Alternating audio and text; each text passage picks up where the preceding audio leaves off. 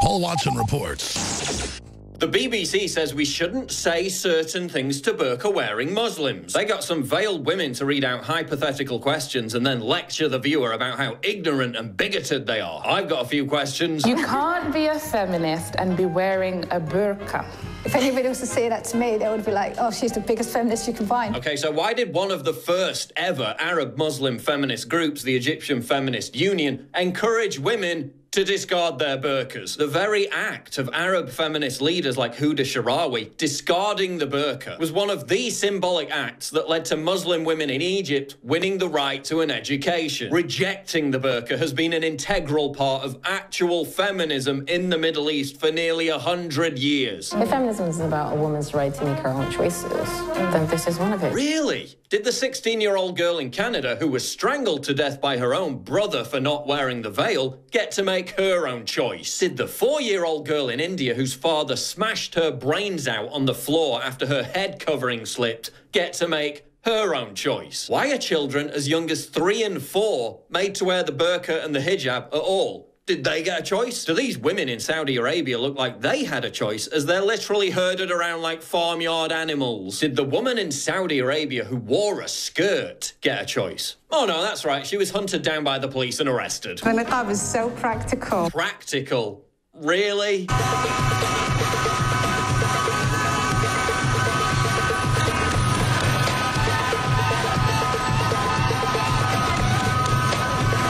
So practical.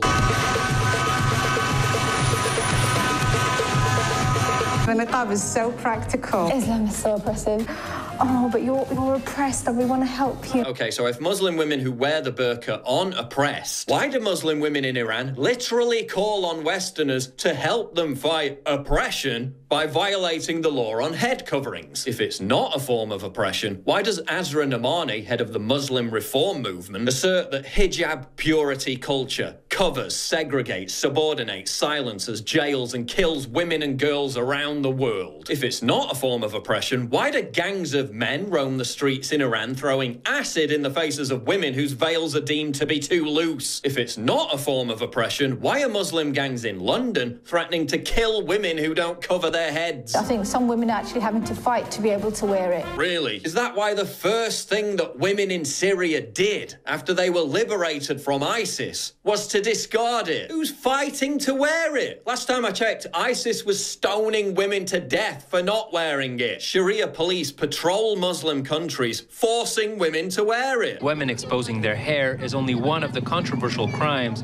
considered to be against local Sharia law. And by the way, we don't undermine a woman who does not wear the face veil or the hijab at all. Really? So are women in Europe who are being beaten by Sharia patrol gangs for not wearing it being undermined? What about women in Sweden who are being refused service in shops if they don't wear it? Are they being undermined? Go back to your own country. When it's a problem, something happens. But when you want your curry, when you want your samosas, when you want the glitter, when you want to put bindis on your forehead to go to Wireless Festival, it's all good. No one who puts bindis on their heads, which, by the way, is a Hindu thing, so why are we even talking about it? No one who does that and then goes to music festivals is walking up to Muslims on the street and asking them, why don't you go back to your own country? Where did the BBC get these dumb questions from? It's cultural. It's never been Islamic. So it's cultural and not Islamic. Okay, so why do you wear it? I am wearing it for God. It's an act of worship. Right, so it's cultural, not Islamic, but you wear it for Allah, so it's Islamic. What are you hiding there? A bomb. Yeah, why are you laughing about suicide bombings less than 3 months after a suicide bomber in the UK blew up a bunch of kids at a pop concert? I've also got a few questions for the BBC. Why are you using taxpayer money to normalise the oppression of women? Why are you trying to popularise something that's clearly abnormal for an open liberal society? Why are you also trying to normalise other backward Islamic practices like people marrying their cousins? Something that's caused a huge spike in childhood deaths in the UK of Muslim children. Why are you continually shoving regressive oppressive belief systems down our throats in the name of progressivism and diversity. Women being smothered in black cloths to obey the whims of a brutal, archaic 7th century patriarchy isn't progressive.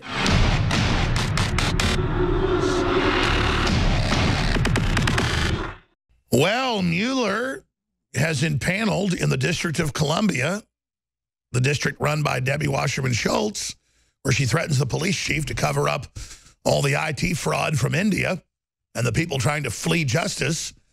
Yes, that same District of Columbia, completely run by the swamp.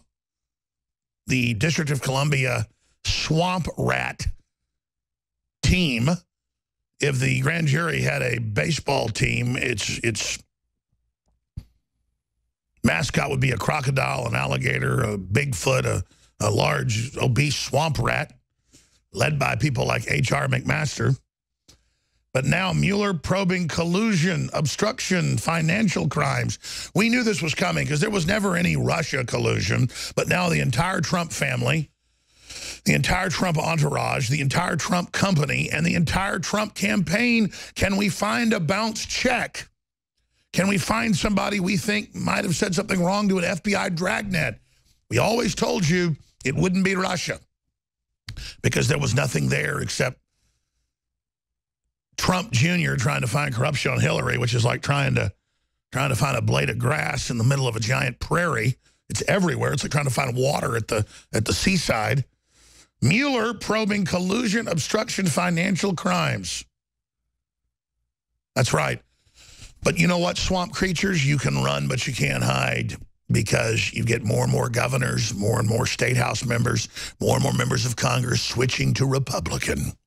And they're not switching to Rhino. They're not switching to neocon, as the neocons hold on for dear life along with the Democrats. No, they're switching to libertarian Rand Paul, Donald Trump style. And you are so scared. And the big cherry on top we learn from the Daily Caller and Breitbart News as well, H.R. McMaster fired National Security Council official for pinning memo on globalist. They go back and they data mine it, and they find out, oh, you wrote an article how globalism's allied with Islam. It's publicly allied. So is the Vatican. And then, oh, we can't have you here. You're fired. And that ties in with this new article from Jack Posobiec's going to be joining us later. White House to staffers, if you like Infowars or Milo, you're fired. That's the new litmus test, that if you share any Infowars articles, you're fired. And I guess if you write memos and write articles for Breitbart, you're fired too.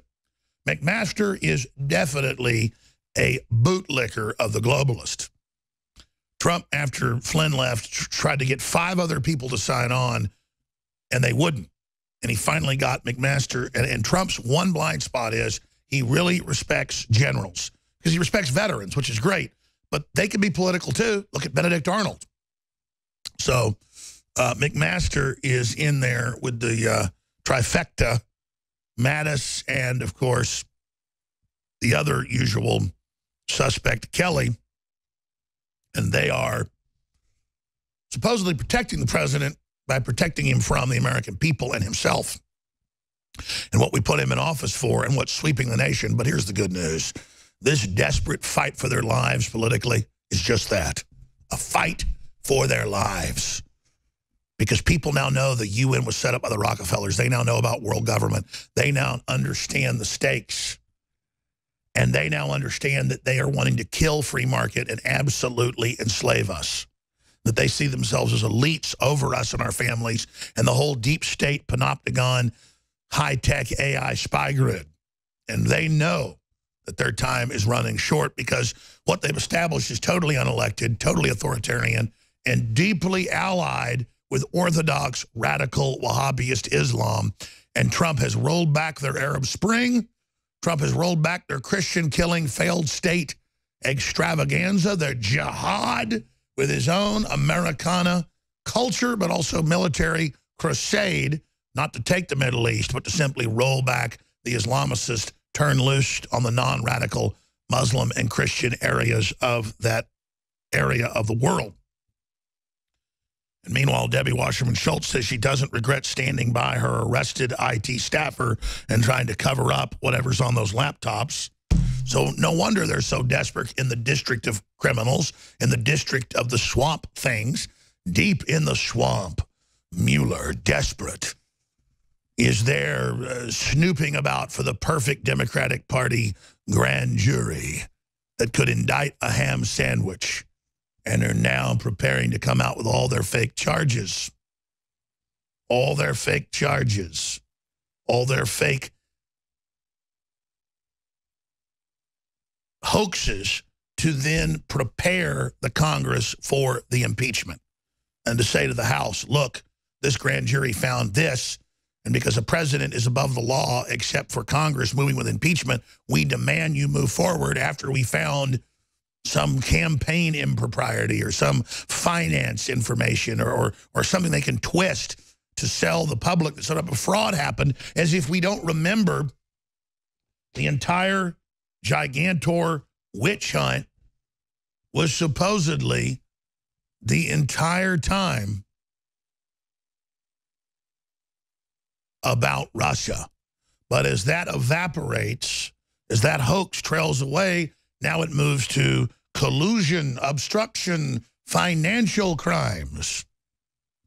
But just remember, ladies and gentlemen, that Hillary and all of her corruption, all of her Russia and China dealings and missile secrets and North Korean reactors and stealing the money from the Haitian children, on and on and on. Remember all the crimes, the illegal servers, the dead staffers, the fixing the debates, the fixing the polls, all of it, the legions of crimes. But now, Mueller, the man of wholesomeness, the good person that stood by and covered it all up, he's trying to crucify this president because this president's a patriot and is standing against Orthodox Islam. Are there moderate rebels in Syria? Sure. Maybe there are unicorns in Detroit, too. Listen to this video, Senator McCain, of a Syrian, it looks like a fighter jet being shot out of the sky. Listen to what they say afterwards. Allahu Akbar! Allahu Akbar! I have a problem helping those people out if they're screaming that after a hit. Would you have a problem with American Christians saying, thank God, thank God? That's what they're saying. Come on. Of course they are Muslims, but they are moderates, and I guarantee you that they are moderates. I know them, and I've been with them. Every place that I went, every person that I spoke to, I asked this question to them. And without hesitation, they said there are no moderate rebels. Who are these moderate rebels that people keep speaking of? Regardless of the name of these groups, the strongest fighting force on the ground in Syria is al-Nusra or al-Qaeda and ISIS. That is a fact. When Senator Carter was here before this committee in July, he testified that there were only about 60 Syrian fighters that had been trained in our train and equip program and reinserted. We've heard reports about the attacks on those individuals when they were reinserted back into Syria. Can you tell us what the total number of trained fighters remains? It's a small number, and the ones that are in the fight is we're talking four or five.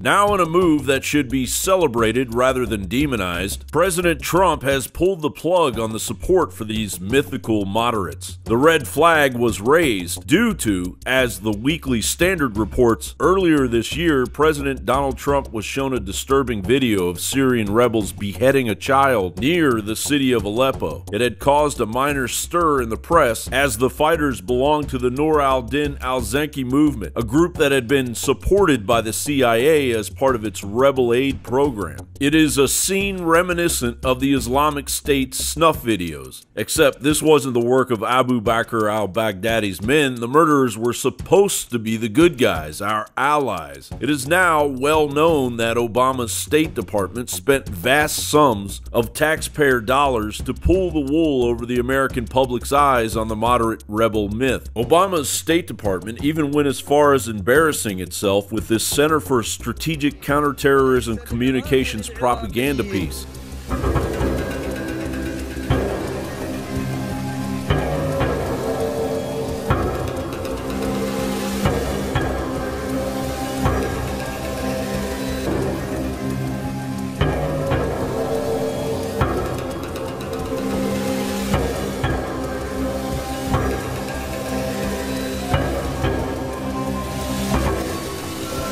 And now Congress wants to give Trump's State Department $80 million to counter ISIS and Russian propaganda. But Secretary of State Rex Tillerson has refused the propaganda funds that would embolden the enemy and endanger diplomacy with the Russians. Aside from the globalists' failing propaganda attack through their Mockingbird media appendages, the federal government's flailing propaganda wing, the Broadcasting Board of Governors, and its elitist taxpayer siphoning child, Voice of America, continues to get its rear end handed to it by its nemesis Russia Today. If ever there was a federal program ready for the axe, the VOA fits the bill. As left-wing publication Mother Jones reported, in one odd episode, Voice of America's senior management in October 2014 reportedly sent out an open email request to VOA journalists calling for volunteers to take the experimental Ebola vaccine and report on the experience. One VOA journalist told BBG Watch that the request was journalistically unsound on many fronts, and another described it as bizarre. President Trump and Congress, please reinstate the Smith-Munn Act. Otherwise, we are well on our way to unleashing a propaganda Frankenstein that will eventually destroy the executive office, as globalist propaganda freely brainwashes America. John Bound, reporting for Infowars.com. The full John Bound report breaking down Trump seeing the beheading video and it moving him to want to oppose ISIS and al-Qaeda even more is a very important piece. Every once in a while we have a computer hiccup, about 30 seconds to break that happen, but the full report is up on Infowars.com. And McMaster and all these other people like Kelly are actually in the news going along with the media's narrative that the president is a bumbling booby, a bumbling buffoon who is emotional and makes quick decisions, and that, you know, made up, because he read it in Breitbart, that the NSA is spying on the president. Well, the New York Times had bragged that that was the case. That's admitted. And folks that have talked to the president tell me that he didn't know that Arpaio had been found guilty by a judge, no jury, of contempt and was facing 6 months in jail. That he didn't know they're trying to prosecute Julian Assange. That is one of his biggest supporters and who he's praised. Because Trump now more than ever is not getting the hundreds of letters a day. He's not getting the phone calls from his friends and family and neighbors and calling who he wants to on a cell phone to ask questions. He is now isolated by McMaster's, by Kelly, and by Mattis. And we know that McMaster's bad news. I don't know about Mattis. I don't know about Kelly. The jury's still out. But this is a serious, serious situation because he doesn't know how he's being set up. But every time he ends up finding out what's happening, he's able to defeat it. So now more than ever, out in the street and on Twitter and through talk radio, we've all got to communicate to President Trump because the enemy, the globalists, are fighting as hard as they can to keep the American people from getting through to him, and they're trying to demoralize the president, and they're trying to basically break his will and break our will. Coming up the next segment, I'm going to show you the new Newsweek cover where they show Trump as the lazy president that's got nothing done. A total inversion of reality. The same Newsweek that told you Hillary Clinton won the election. So we're going to be going over that. We're going to go over this new so-called grand jury. We're going to go over Cernovich being correct months ago when he talked about the purge that was coming and how it was all run by McMaster. That's now all been confirmed. Cernovich is on target. It's all coming up. But first, Jim Mars died a few days ago at age 74. And hours after we learned he died, I put out a short eulogy. And I am intending to air some large excerpts next week from interviews we did with Mr. Mars and some of his more important work because he was a good friend of mine and a fellow Texan. But I thought right now I would go ahead and air that little piece I put together Wednesday evening when I learned the news. And then we're going to come back and get into all the news. But here's that Jim Mars piece. I got some bad news today from my good friend, George Norrie. It was that Jim Marrs had suddenly died today.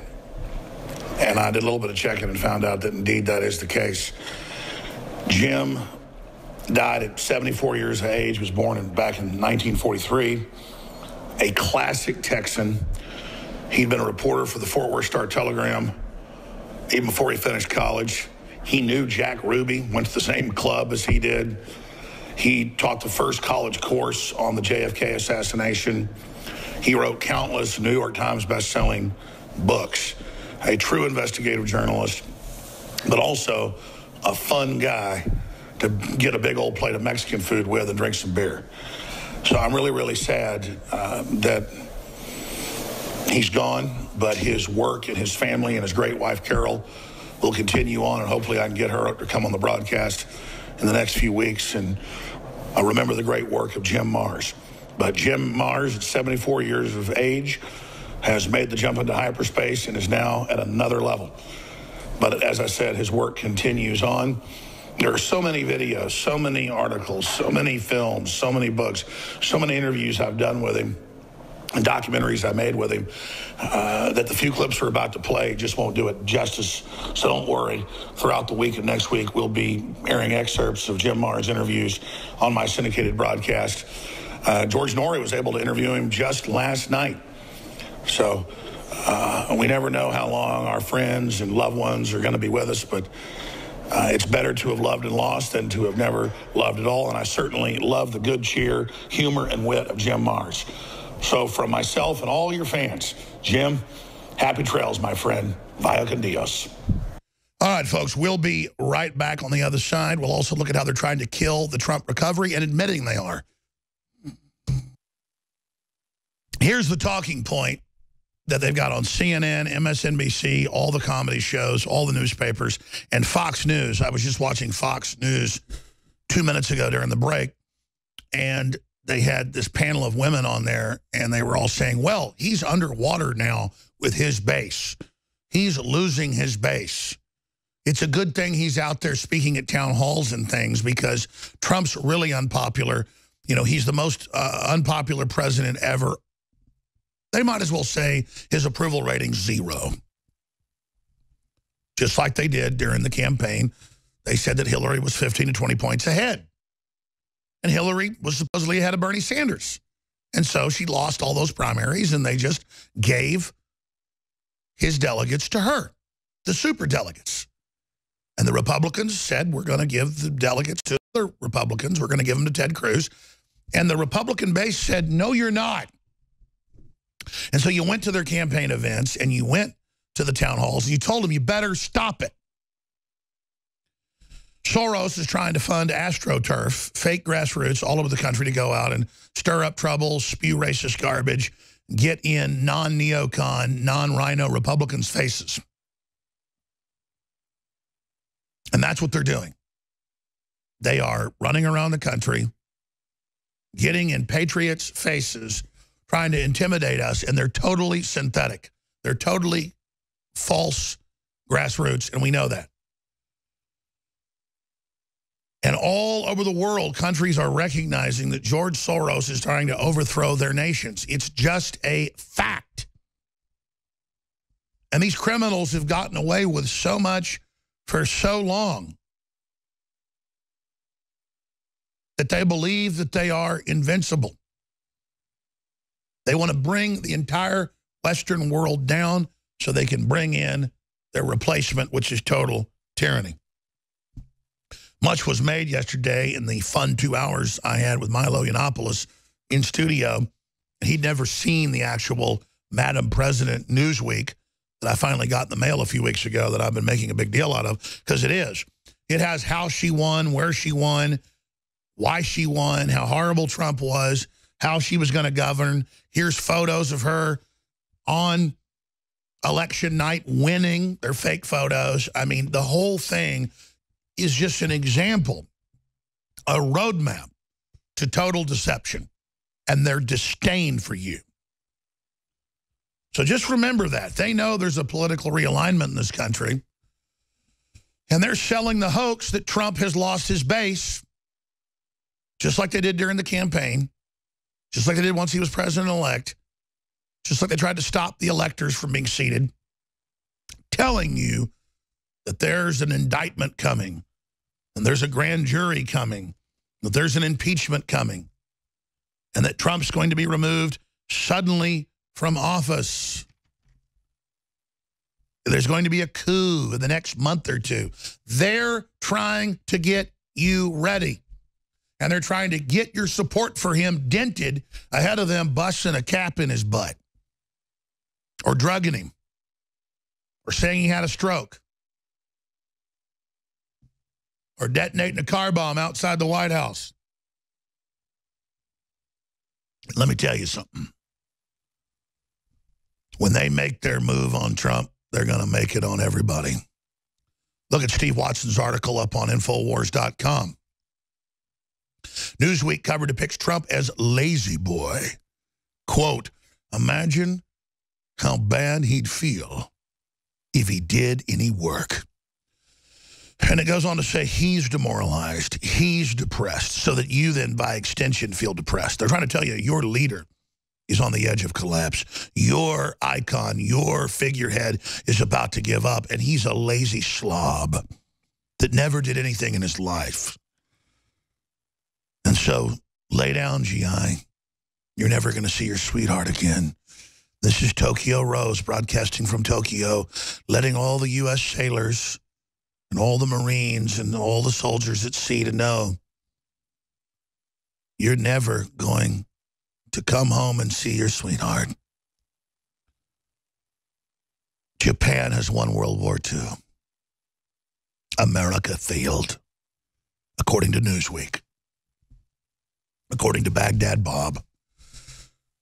Remember what happened last week? They had the article that got all the big praise in National Review, the Rhino, Neocon, Never Trump, failure losers with tiny subscription-based, dwindling, absolute nobodies, legends in their own minds, the mice that roar, the mice that thought they could scare away the elephants.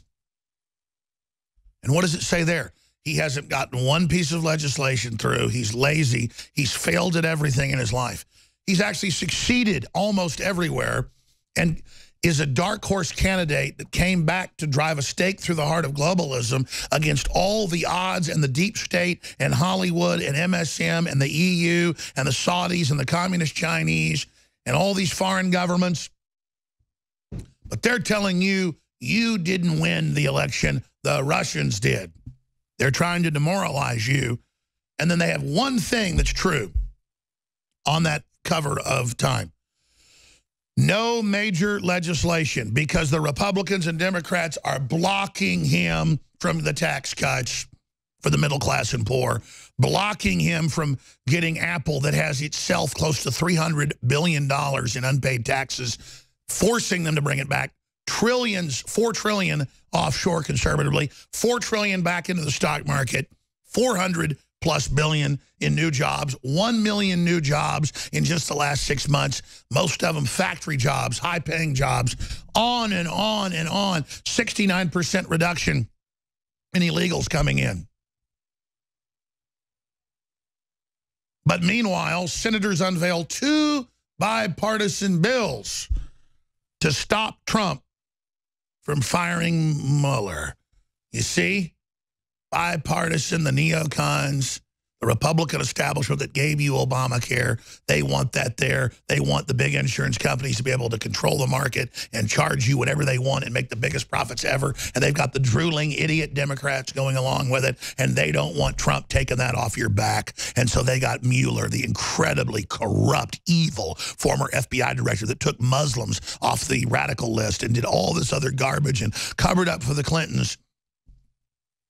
They're getting ready to keep him in there as the new 4th branch of government that you never elected, but is their champion because they're pissed off because they tried to steal the election. They had the fake polls. They did it all. They stole the nomination. They worked so hard to give you Madam President, that incredibly corrupt lady, totally blackmailed by all these different sides, the whore of Babylon, the Jezebel. They wanted in there to help finish America off, and boy, they didn't get what they wanted. So now they're fighting as hard as they can. Now let's look at drudgereport.com. because Drudge says it all. Look right there up on your screen. July jobs, 209,000, accelerating. 1 million in the first 6 months of his administration. Record 153,513,000 employed. Major strength showing in the economy. Great again. Trade deficit drops. National deficit begins to drop for the first time in projections. And what happens right next to it?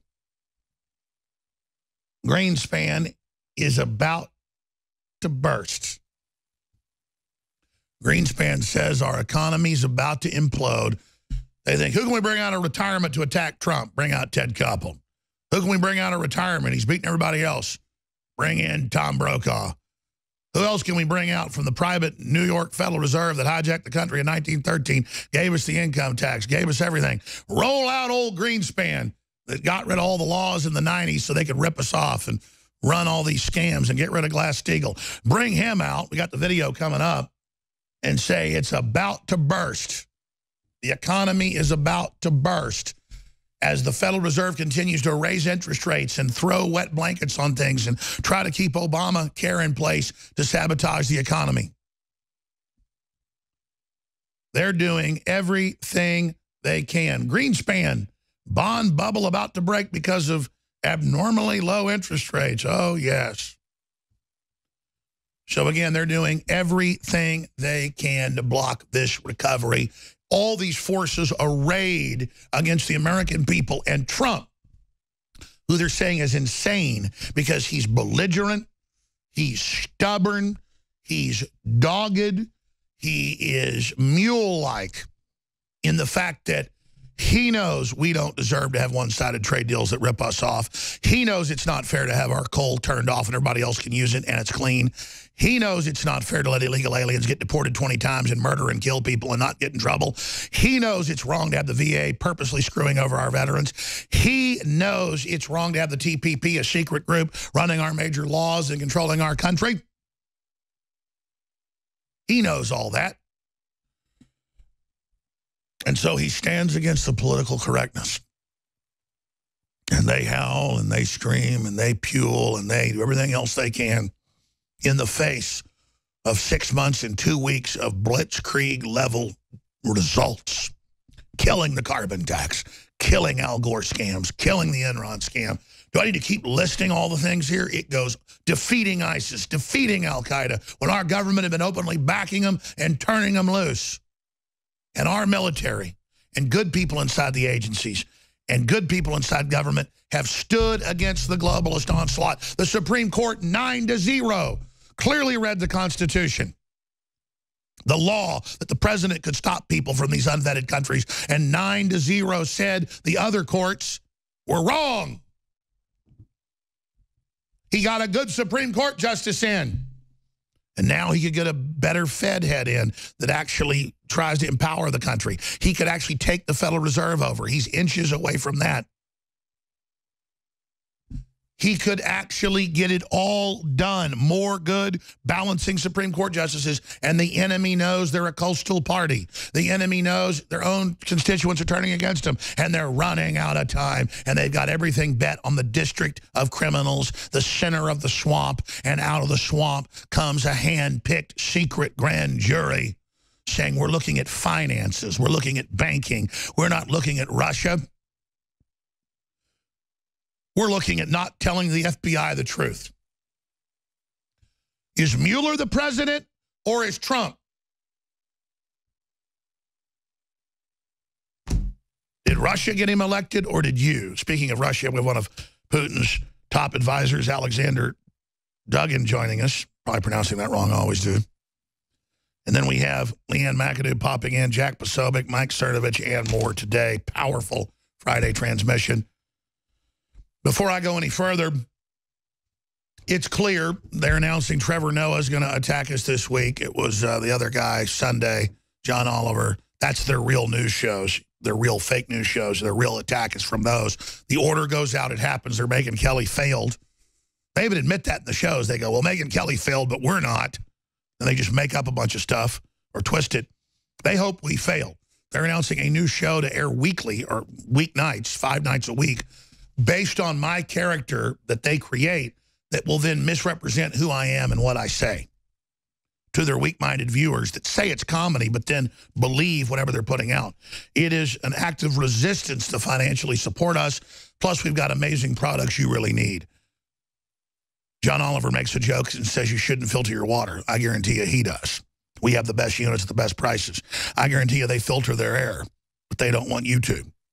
I guarantee you they're into high-quality supplements like anybody with half a brain is, but they're telling you you shouldn't. Well, we're announcing the new 1776 specials that are running through the month of August, but some of these items are going to sell out, so the specials will change week to week. We have Brain Force at the biggest discount ever, 1776, 55% off our best-selling nootropic brain booster. Survival Shield X2, the incredibly high-quality, pure nascent iodine, the good halogen, the missing link, 1776, 55% off, incredible. Secret 12, high-quality, organic vitamin B12 taken under the tongue, totally pure, no additives, 1776, 55% off. Oil of oregano, 1776. Biotrue selenium, 1776. We're introducing Super Blue mouthwash with colloidal silver, made by one of the biggest manufacturers in the country, designed by my dad, a retiring dentist, 1776. That's 11% off. We have the John Oliver Challenge on the bone broth in strawberry and chocolate flavor. The Bone Broth Caveman, 30% off.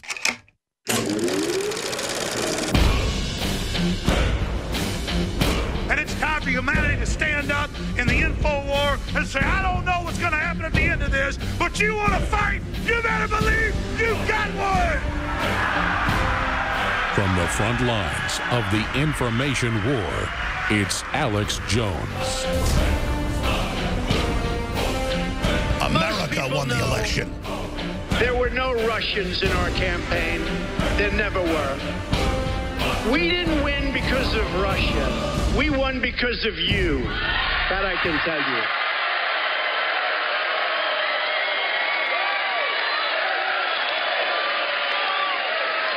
We won because we totally outworked the other side. We won because millions of patriotic Americans voted to take back their country.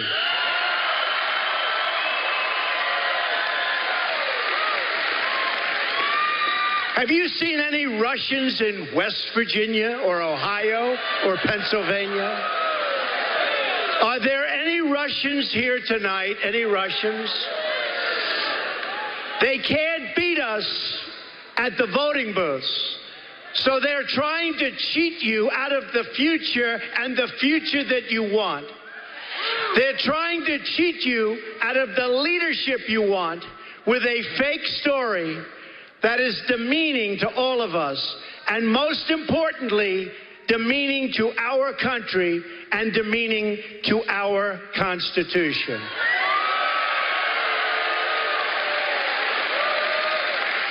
These are Trump's. I just hope the final determination is a truly honest one, which is what the millions of people who gave us our big win in November deserve, and what all Americans who want a better future want and deserve. This is his fireside chat. Lawmakers will have to decide. They can continue their obsession with the Russian hoax, or they can serve the interests of the American people.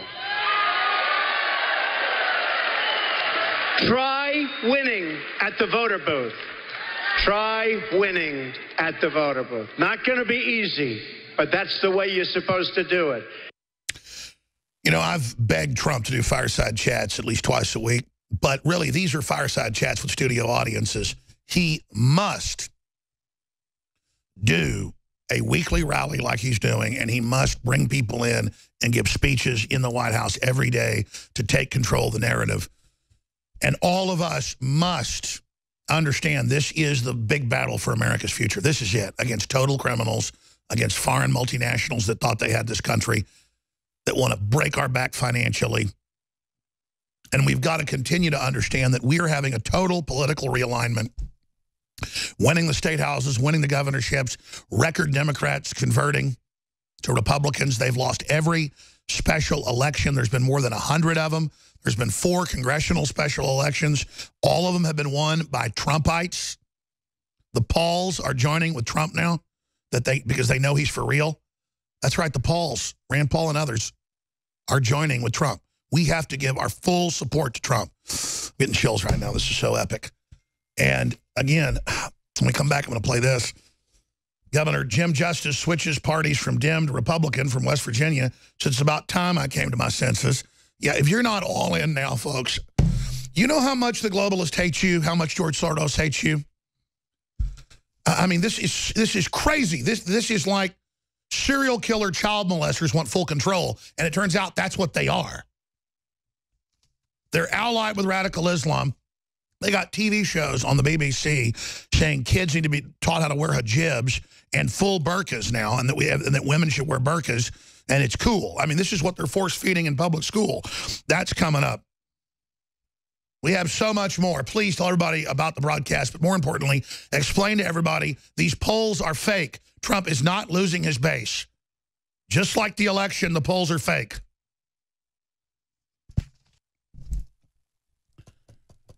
There's not just evil in the world, and Trump really is trying to make the country great again, really is trying to take the foot off of our neck, and it's so epic that we've come this far, and then you watch how nasty and evil the media is and how they all pile on, and then I experience them piling on, and it doesn't make me feel sorry for myself. It makes me realize how weak they are, that they're piling on me second only to Trump. And it's just all pathetic lies, and they're such scum, and they'll take weeks and weeks to prepare hit pieces that all just blow up in their face because of one thing. Not because I'm that good, but because they're that bad. People instinctively know they're liars, but they're up there on national TV saying it's the end of Trump, the end of Trump. Everyone hates him. His base is turning against him. And then we can go get the corporate numbers, the inside numbers, the bot numbers, the computer numbers, just like we did during the campaign, and it shows Trump as popular as he's ever been, except for maybe Inauguration Day and Nomination Day. I mean, those were his all-time highs. But all the AI systems predicted his win.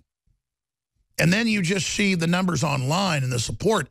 It's only intensified. I saw his support dip big time when he supported the bad version of Obamacare bill because he was lied to about what was in it. And then he came out and said, I was lied to. And then by the 4th version, it was something Rand Paul said was good.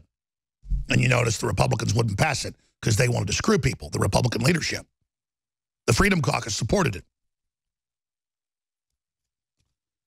Remember this, Trump will win the election as more popular than Obama. AI system finds. Reliable AI system predicts Trump will win. Why the polls are wrong about Trump, again, The Hill. The polls missed Trump. We asked pollsters why. A group of major pollsters just released an autopsy report to explain why the polls were such a disaster.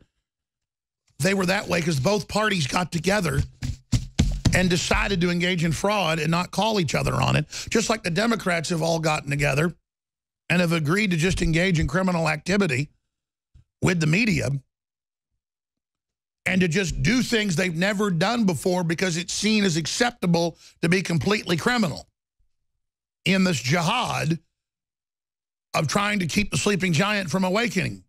The Lilliputians are in full panic mode here in Gulliver's Travel world.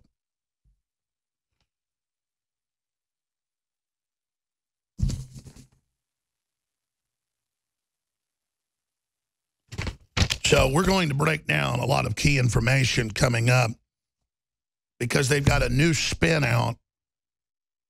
I need to pull it from yesterday's stack, where they have the headline from CNN that Trump's killing the State Department money to fight ISIS propaganda. You read what Obama signed, It's a ministry of truth to target Infowars, Breitbart, and the president's supporters. It has nothing to do with ISIS. But again, the media lies and says, why won't Tillerson spend the money used to counter foreign propaganda like ISIS when they're the ones that were always backing ISIS and it's Trump crushing ISIS? Again, they're just absolute lying scum that just hope you're stupid and are praying and working overtime to defeat us. Well, they're going to be defeated.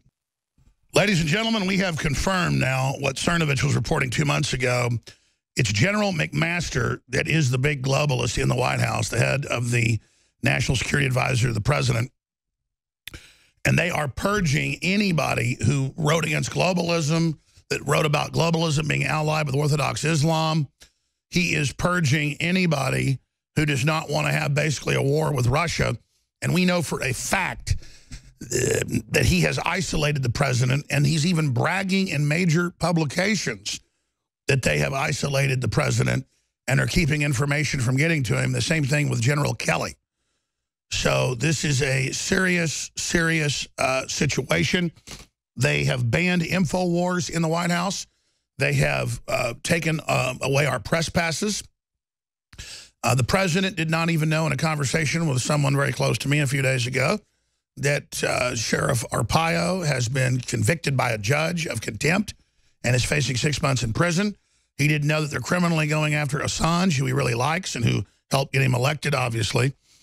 It's amazing. But despite all that, TPP's been killed. The carbon tax has been killed. 69% of the illegals have been reduced coming across the border. $4 trillion in the stock market.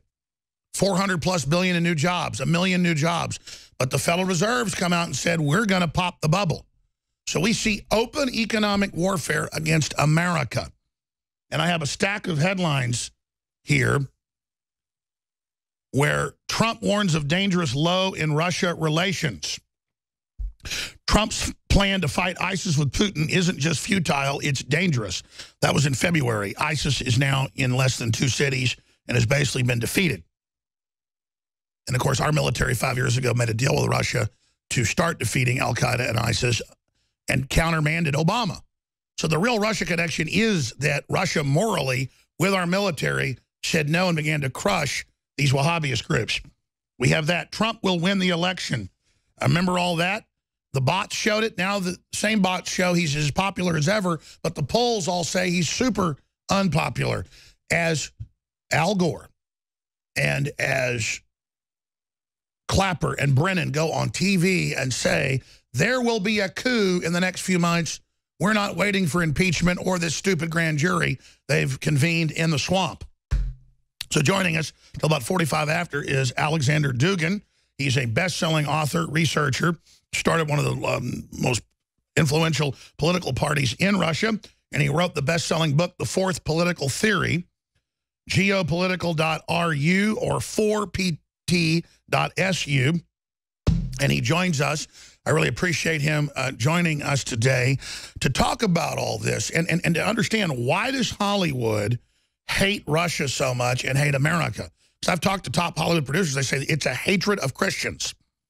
And why, naturally, do we see, as I had Steve Pachinik on a few days ago, an alliance between the United States and Russia would be common sense in the world today. The resources, the Christian culture, the rise, about to be 3 billion Muslims in just a decade. We're at 1.5 right now. The globalists have allied with the most radical forms. You can see the math of where this is going. So we should naturally be allied, but that's not what they want. They want to make Russia the #1 enemy. They want to paralyze the president, where if he doesn't accept all these Soros operations to destabilize and overthrow countries around Russia and in Russia, that he's a Russian agent. He can't even go to dinner at the G20 and sit 30 feet from Putin and wave at him. They go, oh my gosh, you waved at him. Another secret meeting at a G20 meeting. This is crazy. Now, the public isn't buying it in polls, but the deep state doesn't care. They're using it as the excuse to prepare a COG overthrow. Ladies and gentlemen, this is a dangerous, dangerous time. And Trump warns this new low is dangerous for the whole planet, as we need Russia to deal with North Korea and so much more. So, Alexander, Thank you so much for joining us, Alexander Dugin, geopolitical.ru.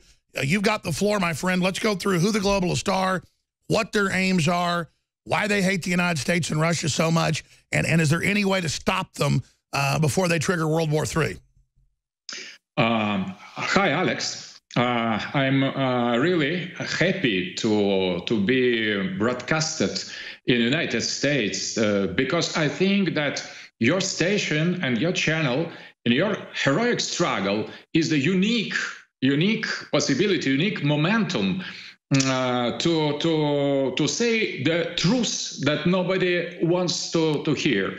And first of all, I think that globalists need enemy, but not the right enemy, because the right enemy of globalists are they themselves.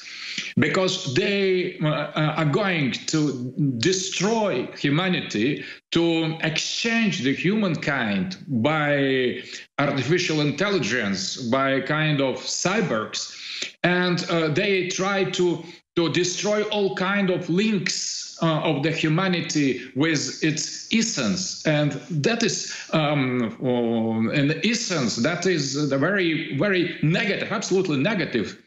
Satanic plan, and they need, in order to keep attention elsewhere, they need some enemy, and they have designated Russia as enemy number one.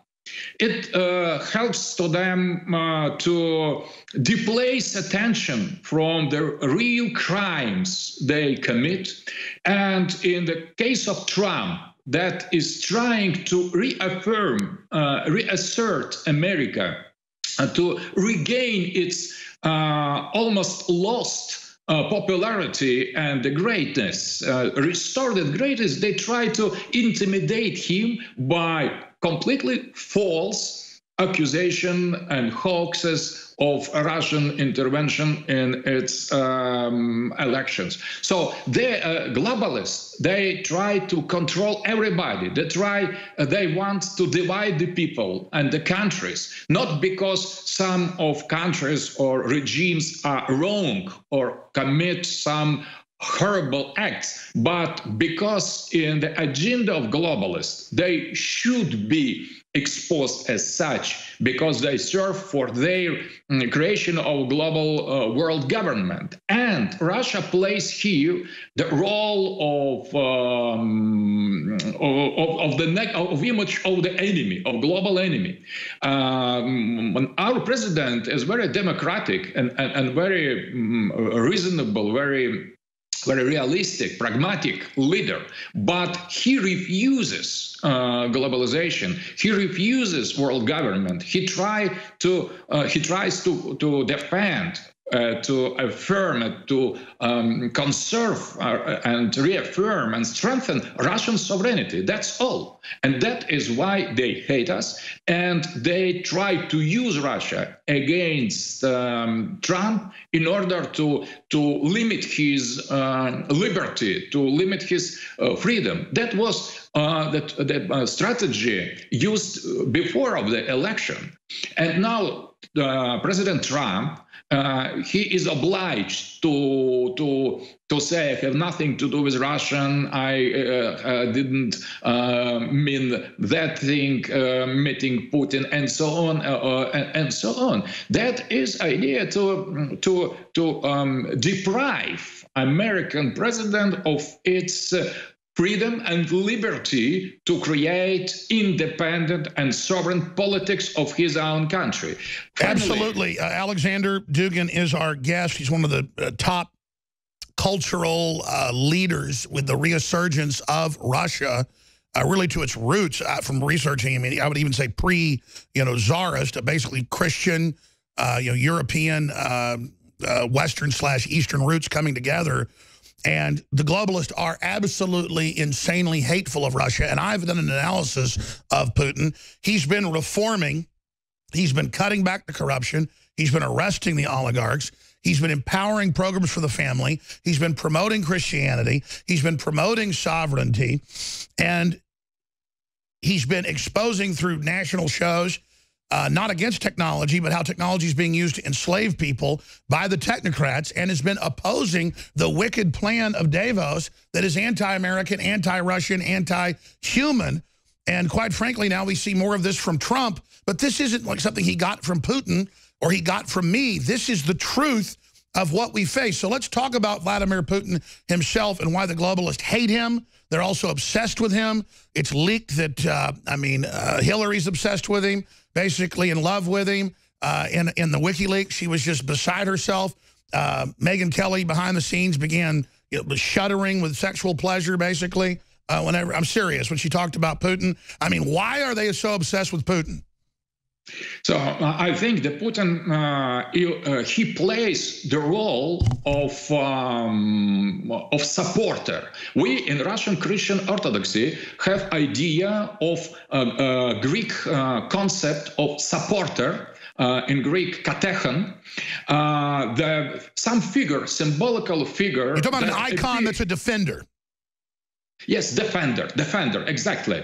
In Greek, that means exactly supporter, but defender, that is the right word. And this defender is the last obstacle of coming of Antichrist that doesn't let Antichrist regime to be installed on the planetarian level. And Putin is obstacle for globalization, for fulfillment of the wicked plans of globalists. And by the way, I agree with you, and they say their technocracy, their one world government, that Putin's in the way. Now Trump pops up, and the only truth to American-Russian collusion is I sense the same spirit of humanity not wanting to be enslaved, and it's really the spirit of Christ. All over the world is rising up against this Antichrist spirit. Exactly. That is a metaphysical battle, not only political manipulation. And Trump represents more or less the same line. He has no contacts with Putin. He has no collusions with Russia.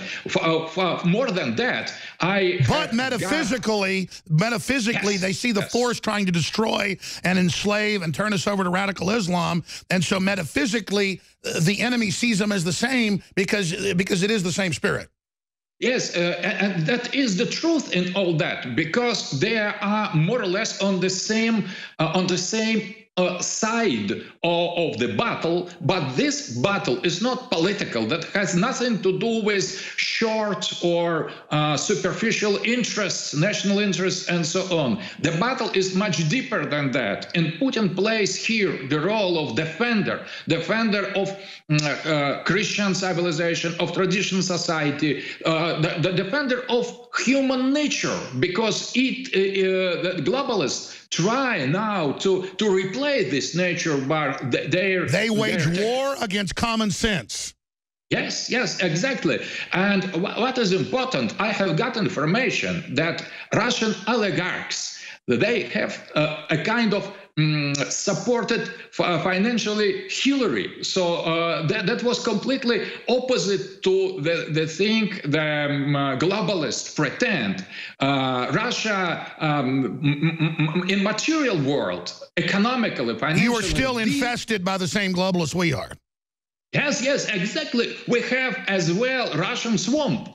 And this swamp has helped to Hillary to win, and that was the failure. But on the spiritual level, on the metaphysical level, we, all of us, Russian people, and our president, myself, we were on the side of Trump. But that was purely in the world of ideas.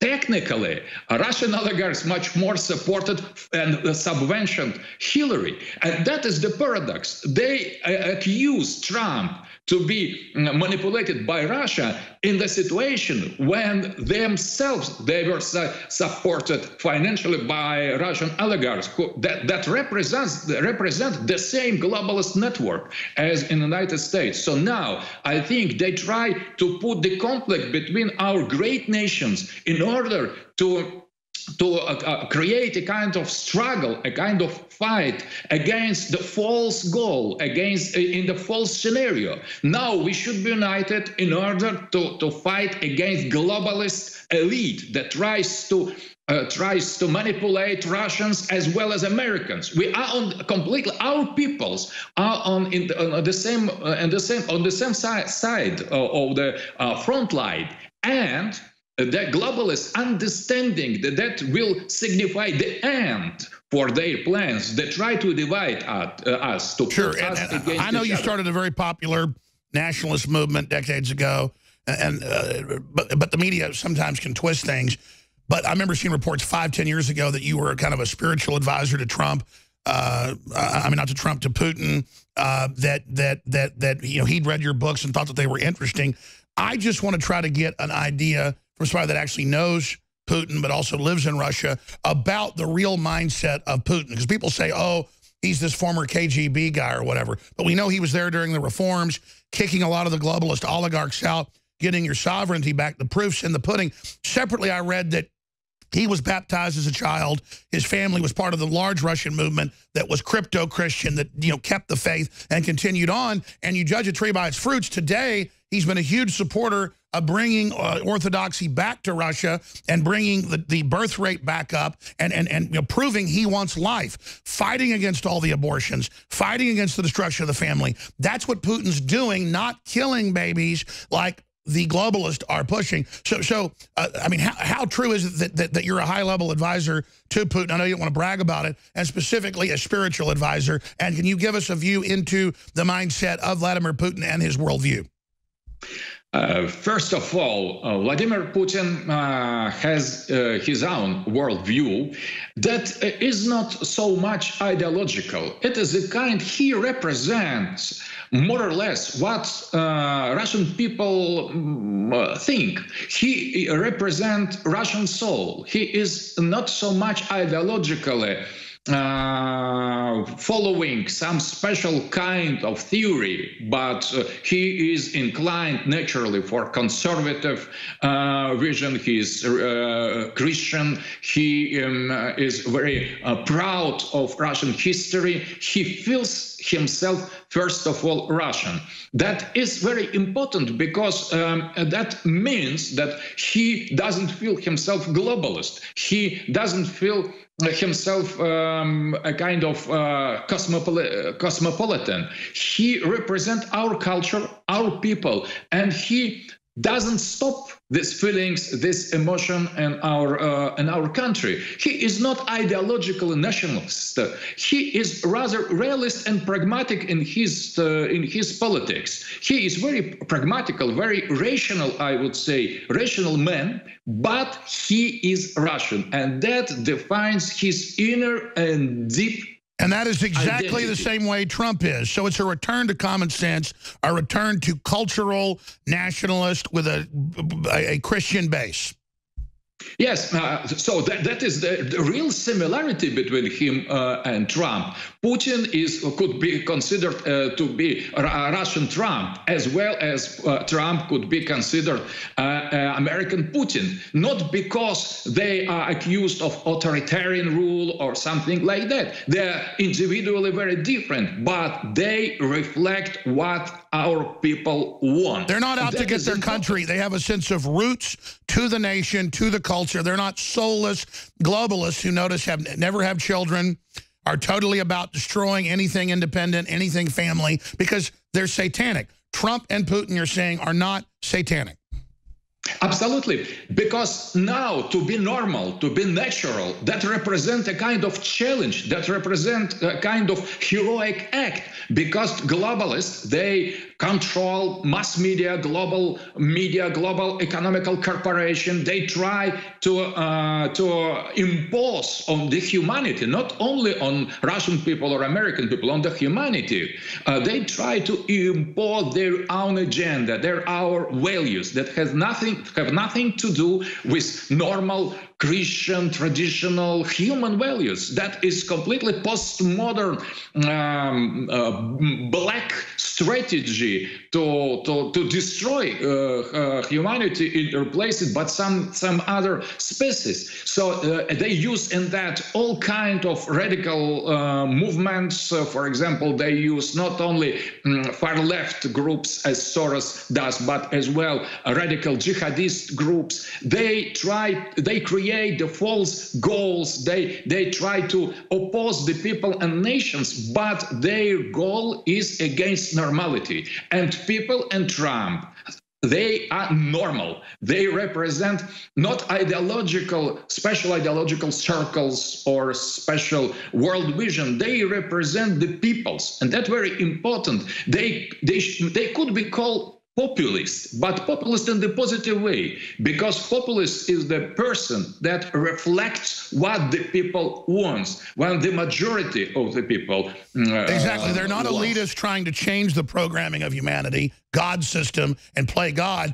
They are living in it and are part of it. And so that's why this artificial, synthetic world government, transhumanist movement has openly declared war on men and women. They're teaching in America in schools, don't have men and women. It's hurtful to others. They are in open warfare, saying humanity's ugly, that they're going to replace us. When we come back, I want to get into your book. I want to get into the subjects you want to cover with the American people, and also get your take on what is it like to watch what they're doing to Trump. Because, Putin rightfully said there is a war against Trump by the deep state. It is going into high gear. They are publicly on TV saying they're getting ready to kill him, which is meaning they're normalizing it so there's not riots. If they do kill Trump, I mean, the sky's the limit. Clearly, they're planning a war with Russia. It is just beyond psychotic. Meanwhile, you've got them blaming Russia for North Korea when it's the Clintons that gave the missiles and the reactors to North Korea. We're going to talk about it all with Alexander Dugin of geopolitical.ru, one of Putin's advisors. Straight ahead, I'm Alex Jones, and we are defending life. Stay with us. That's right, admitting that we've been captured by multinational offshore banks, the exact same oligarchs and groups that Russia was controlled by for 80 years. And major universities brag about that, admitting that globalism is a form of modern cultural and spiritual colonization by devil-worshipping pedophile rings. I mean, you look at Hollywood, you look at the globalists, you look at the very same groups that run Hollywood in 1917, doing the Bolshevik Revolution, taking over Russia, murdering the Christians by the millions, the ugly architecture, the ugly art, the anti-family stuff. It's the very same spirit. And communist China, to a great degree, has been under this for 60-something years and is somewhat coming out of it. But it's just a nightmare scenario. Alexander Dugin is our guest for another 15 minutes or so. Then Mike Cernovich, who's hosting the Fourth Hour, is going to pop in with how right he was with his White House sources on the purge that's now evident, where Infowars has been banned and much more. And, of course, then Trump continues to be absolutely encircled by traitors. It is crazy, and McMaster is the ringleader. And it was Cernovich that first identified that. He's even trying to keep Don Jr. out of politics and defending his dad. Every defender of the president's being cut off. So we'll go back to our guest in a moment. Don't forget that we have the new August special, the 1776 special, and it's on dozens and dozens of products. We're talking about products that are $40 and things like that, being $17.76 now. Brain Force, our great nootropic, 55% off, unprecedented Survival Shield X2, the good halogen. They bombard us with the fluoride, the bromine, and all the rest of it. It's the good halogen. It's $17.76, 55% off. Our great vitamin B12 Secret 12, 55% off. Oil of oregano, 40% off, $17.76. BioTrue Selenium, $17.76. So the discounts run from 11% to 55% off, depending on the product. We're introducing the new Super Blue mouthwash with colloidal silver as well, recommended by Dr. Jones. That's my dad. We have the John Oliver Challenge, chocolate or strawberry bone broth flavor with the turmeric, the chaga mushroom, and, of course, the bee pollen and more. It is the best-selling bone broth formula out there. It's amazing. It's 30% off. And we've got our new whey product that's by one of the biggest top organic manufacturers in the country, from grass-fed beef that produced the milk, the incredible glutathione, the other amino acids the superfood that is whey. We have some of the best whey out there at a very, very low price. InfoWarsLife.com, InfoWarsStore.com, or 888-253-3139. Those are the new specials. Now, going back to our guest, and I want to invite him back up on a monthly basis if you'd like to join us, Alexander Dugin, advisor to President Putin over in Russia, best-selling author, leader of a nationalist party that's been growing the last few decades, somebody hated by MSM. I don't want to say he's like the Alex Jones over in Russia, but the media is always attacking Putin kind of through him, saying, look what Alexander said, and then, of course, misrepresenting, and look, you know, this is the crazy advisor to Putin. Kind of the same thing they do to Trump, just knowing that Dugin represents a big base of smart, informed Russians that know what's happening and have a nationalist global view in understanding the real threat. So it's not that we're plagiarizing each other, that we're saying similar things. He wrote a lot of this 30 years ago. I wasn't familiar with his work till about 10 years ago. It's that we're seeing the same thing. We're seeing the same thing. So, Alexander, you've got the floor for the next 10 minutes. Let's roll through your book, The Fourth Political Turning, that's been translated into English and many other languages, and any other predictions or advice for President Trump and his supporters.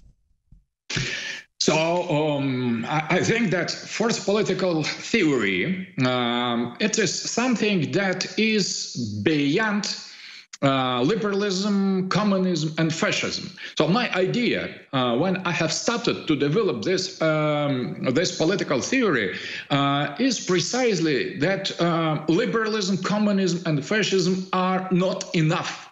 We need to search the different approach in order to resolve the crises, in order to oppose globalism, because globalization is a kind of very special ideology that tries to cut all links of human individual with collective identity, with church, with nation, with people, with ethnic, with tradition, and with gender as well. The gender politics is the now actual weapon of the same globalist, ultra-liberalist theory. But when we start to oppose to liberalism, we are falling into the trap. We are either are going to communism, that is false completely because it's the branch of the same roots, or we are embracing the kind of nationalism or fascism. That is as well the wrong way. So, and globalists, they use this attitude because they accuse everybody who is against them to be either communist or nationalist or fascist or communist. So in order to answer to this attack, ideological attack of liberals and globalists, I, with my friend, French philosopher Alain de Benoit, the leader of New Right, so-called New Right movement in Europe, we have elaborated fourth political theory that is against liberalism, against globalization, first of all, and that is, it is essence, the most important core of this fourth political theory. But at the same time, we refuse being qualified as communist or fascist or to be communist. Reading your book, isn't it traditionalist, common sense, pro-human, being what we are and transcending all the fake political labels they use to confuse people? More or less. But what is important now, the battle is between the natural human being and artificial creations of the modern Europe. That is exactly the devil plan to destroy the human essence of the humanity and replace the humanity by cyborgs, by artificial intelligence, and so on. But in order to bring the robots in our life, they turn the humans into the robots. And that is why they try to cut any kind of links and ties with the normal human traditions, with the religious world vision, with normal gender, sexes, and all kind what makes us human, because we are human because we belong to some community, traditional community, organic, historical community. When the liberals, they try to cut all these ties, and after that, because the humans will be already robots or completely identical with robots, they could be easily replaced by natural exactly. robots. They're preparing us, in their own words, to interface with a system that's designed to destroy us, but they're going to tell us that we're about to transcend. But first they have to make the world so ugly and incentivize us joining with their system. That's why they want to put us into an artificial system first, so that we don't recognize by increments that we're being killed. Exactly, and they accuse us to be conservative, archaic, because we defend natural values. Because for them, nature is something that should be overcome, that should be controlled, should be destroyed finally.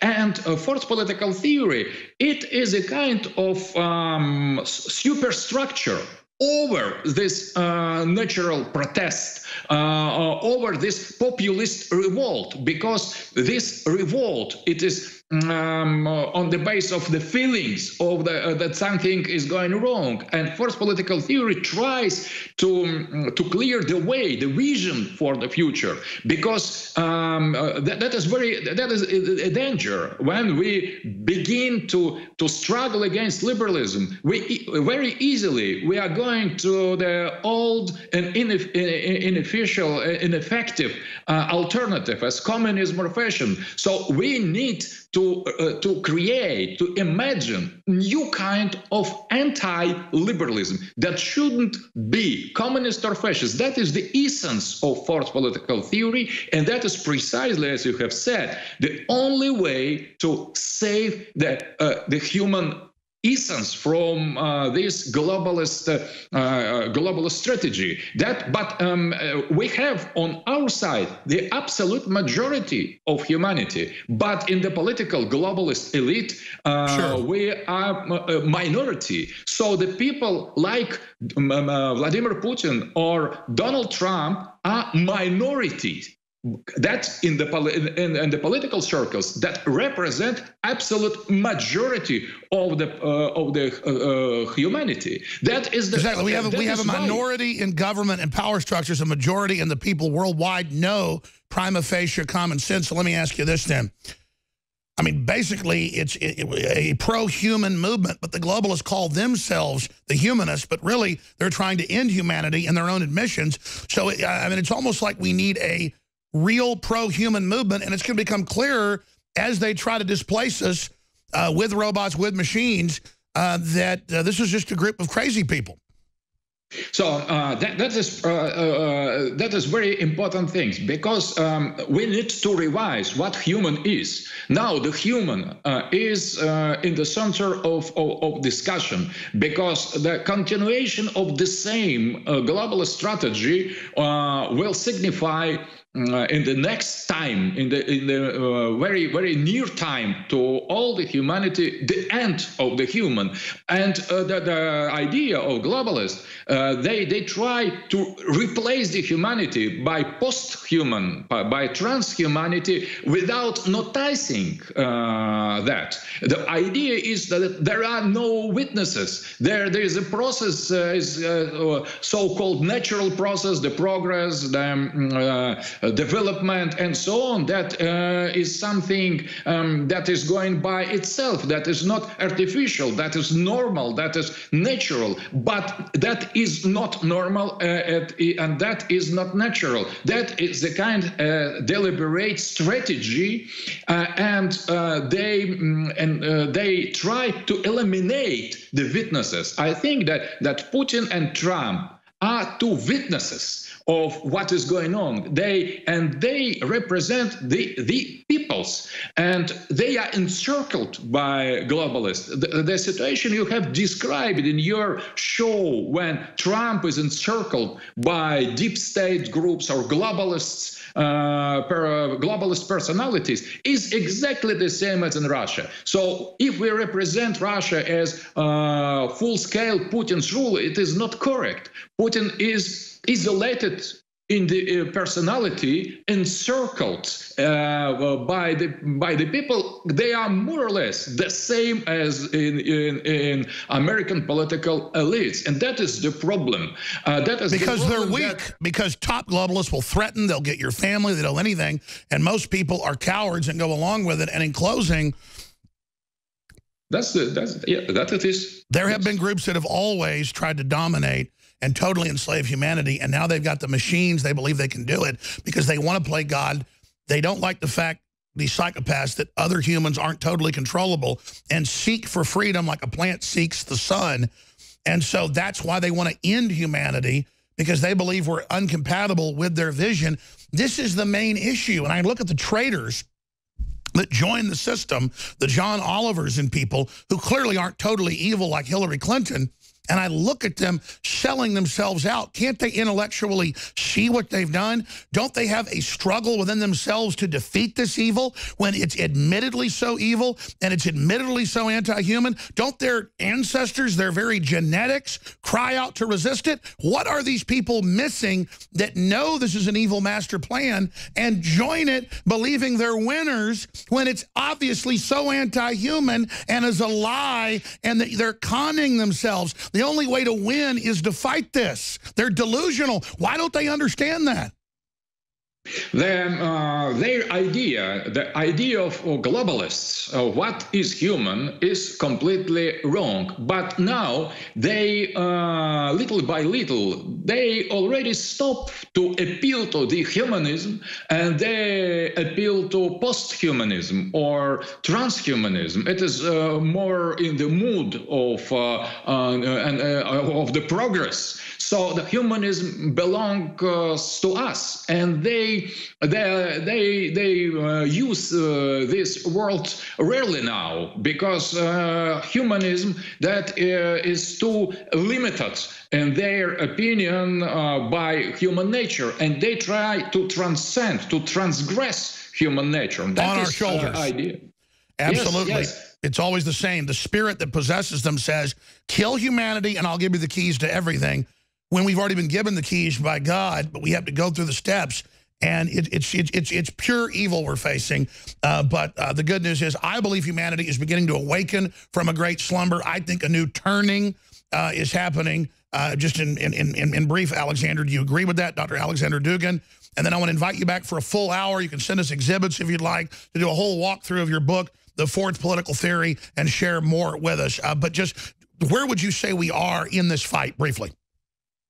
So I think that now the idea, the image of the defender that represent the final obstacle to Antichrist to come, it is very good sign of our struggle. And in that situation, there is no difference between the West and the East, between Europe and Asia, between United States and Russia. We are all in the same struggle. It is first of all spiritual struggle. That is the struggle for the meaning of what is human, because they have usurped, they've made usurpation of the meaning, the semantic core of what is human. That's right. They're assaulting the very core of that, which shows how alien this is. And the great litmus test is someone for life, is someone a lover of humanity, or is someone a hater of it.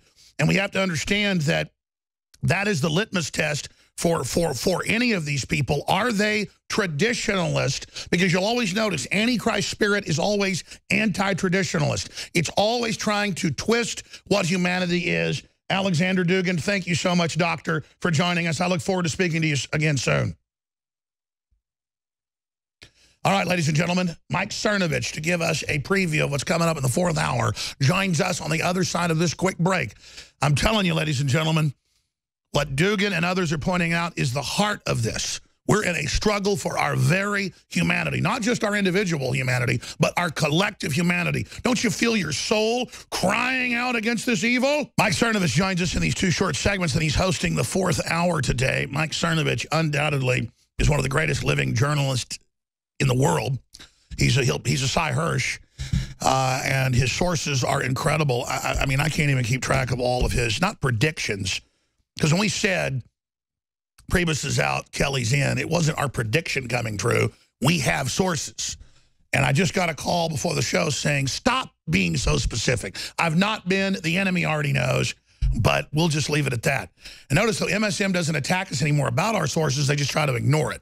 And they have Washington Post article last week going, okay, Cernovich and Alex keep guessing a lot of stuff, but, you know, they just guess a lot of stuff so they get lucky. Yeah, right. Well, here's Cernovich a month ago, White House head of personnel to purge Trump supporters from the staff. Here it is, now this week. Purge. McMaster fires 2 Bannonites on National Security Council for criticizing globalism, and it's all happening. Infowars banned. They don't let anybody give it to the president. They say if you do, you're fired. Because they don't want him to see articles where Al Gore's on TV saying they're getting ready to coup the president.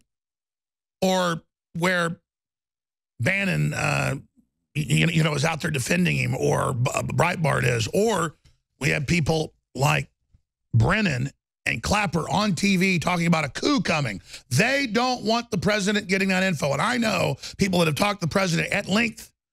The president doesn't know any of this stuff, folks. He basically only watches Hannity now. He's so busy. They don't have him surfing the internet at night anymore. He's getting national security briefings. Joining us is Mike Cernovich from Medium and, of course, Twitter and Facebook. Mike, wow, where are we right now in this ongoing purge against liberty lovers and the preparations for a coup? I mean, it's bad. McMaster, as I started out in April, he started purging anybody who was remotely America first, to anybody who actually cared about America. He had said that we need to get rid of all of the Trump people and bring in Obama holdovers. And then he said you can't even call people Obama holdovers. So right now we are in a war for the future of our nation, and McMaster is the greatest national security threat facing America. Day one, you laid it all out. You've been completely on target. Let's go over it.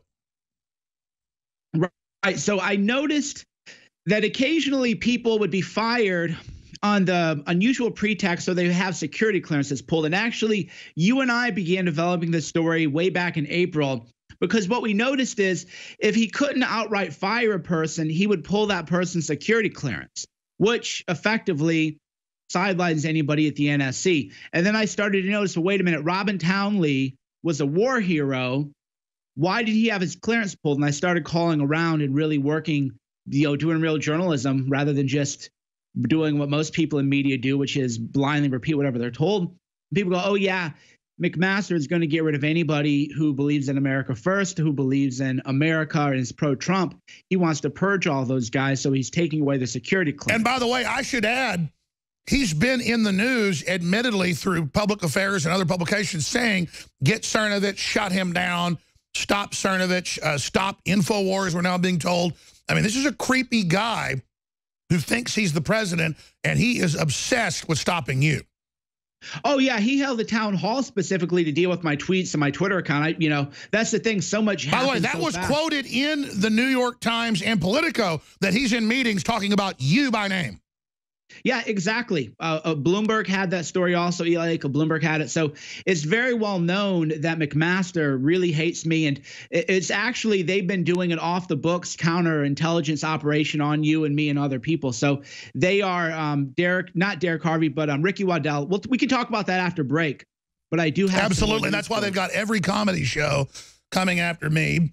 And they've got a whole new Comedy Central show 5 days a week, misrepresenting who I am. And I mean, because they're just coming after everybody. And that's good. I'm standing up against these anti-American scum. I am so proud. We're going to defeat them no matter what happens, even if they martyr us. And if I get killed, McMaster and others are the number one people that need to be looked at. Not Hillary Clinton. We'll be right back. Ladies and gentlemen, we're broadcasting worldwide. Mike Cernovich is going to have it all for you in the 4th hour. And I kind of read these things in Politico and stuff, and I have my other sources about how much they hate us and how they want to shut us down and how they want to get the president and how they're preparing a coup against him and, you know, how they're trying to basically just affect it where no one resists when they do kill him. And then you read where they're firing anybody that ever wrote an article against globalism. And just to see how McMaster, Trump couldn't get anybody to take the job till he got McMaster. And Trump's only problem is he doesn't understand that some of these generals can be Benedict Arnolds. What do you know about Kelly? What do you know about the other guys? Are they all on board with this? I mean, Trump didn't even know till folks talked to him a few nights ago that, Mr. President, they said they're going to remove you in the next month, 2 months, and it's not going to be judicial. It's not going to be the Congress. They're planning on a sudden removal, sir, a coup. And the president's like, well, where is this? Get me that info.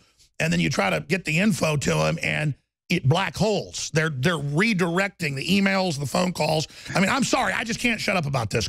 We're in the middle of something beyond any movie, Mike Cernovich. Yeah, so you and I have been squeezed out. So what I can tell you now, so Trump used to read my stuff and listen to your stuff.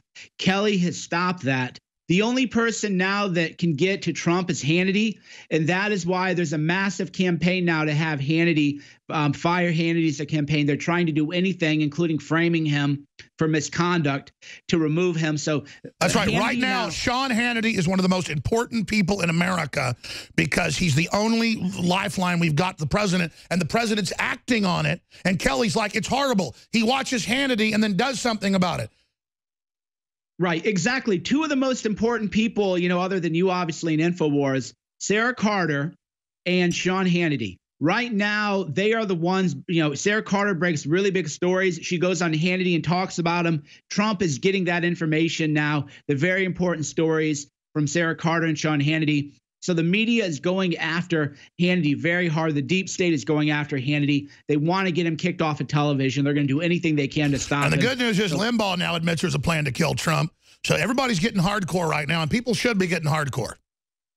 Well, Laura Ingraham is tweeting about McMaster. Remember, you and I have been talking about McMaster since April, early April. Nobody else wanted to talk about it. Now it's the #1 story on Breitbart.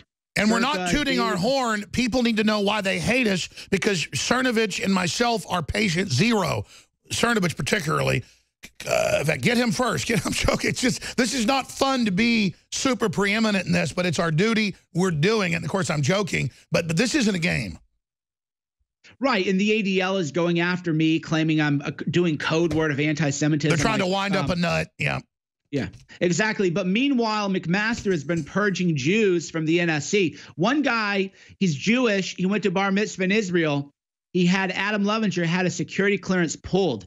Where is the ADL? So he's been getting rid of all kinds of Jewish people and pro-Israel people. But they're going after me and Ben Garrison cartoons because we're telling the truth about Soros, a Nazi collaborator. Yeah, but it's really starting to backfire on them, where they're even calling Holocaust survivors who had families that were survivors. They're calling them Nazis now. I mean, this is getting to be crazy. Yeah, like Lucien Wintrich, he's a grandson of Holocaust survivors. Forward Magazine created a list of people. They added me on the same list as the Ayatollah Khomeini. I can't. We're now in the world of pure farce. But what they're really trying to do is get us murdered. There's no reason to put me on a list with the Ayatollah. But it shows how precarious McMaster is. We got Priebus, we got Spicer, who are far less worse. We're going to get McMaster. Doesn't matter if I'm pushing daisies later, boy. We're going to get you in your big, fat, bald head. So get ready.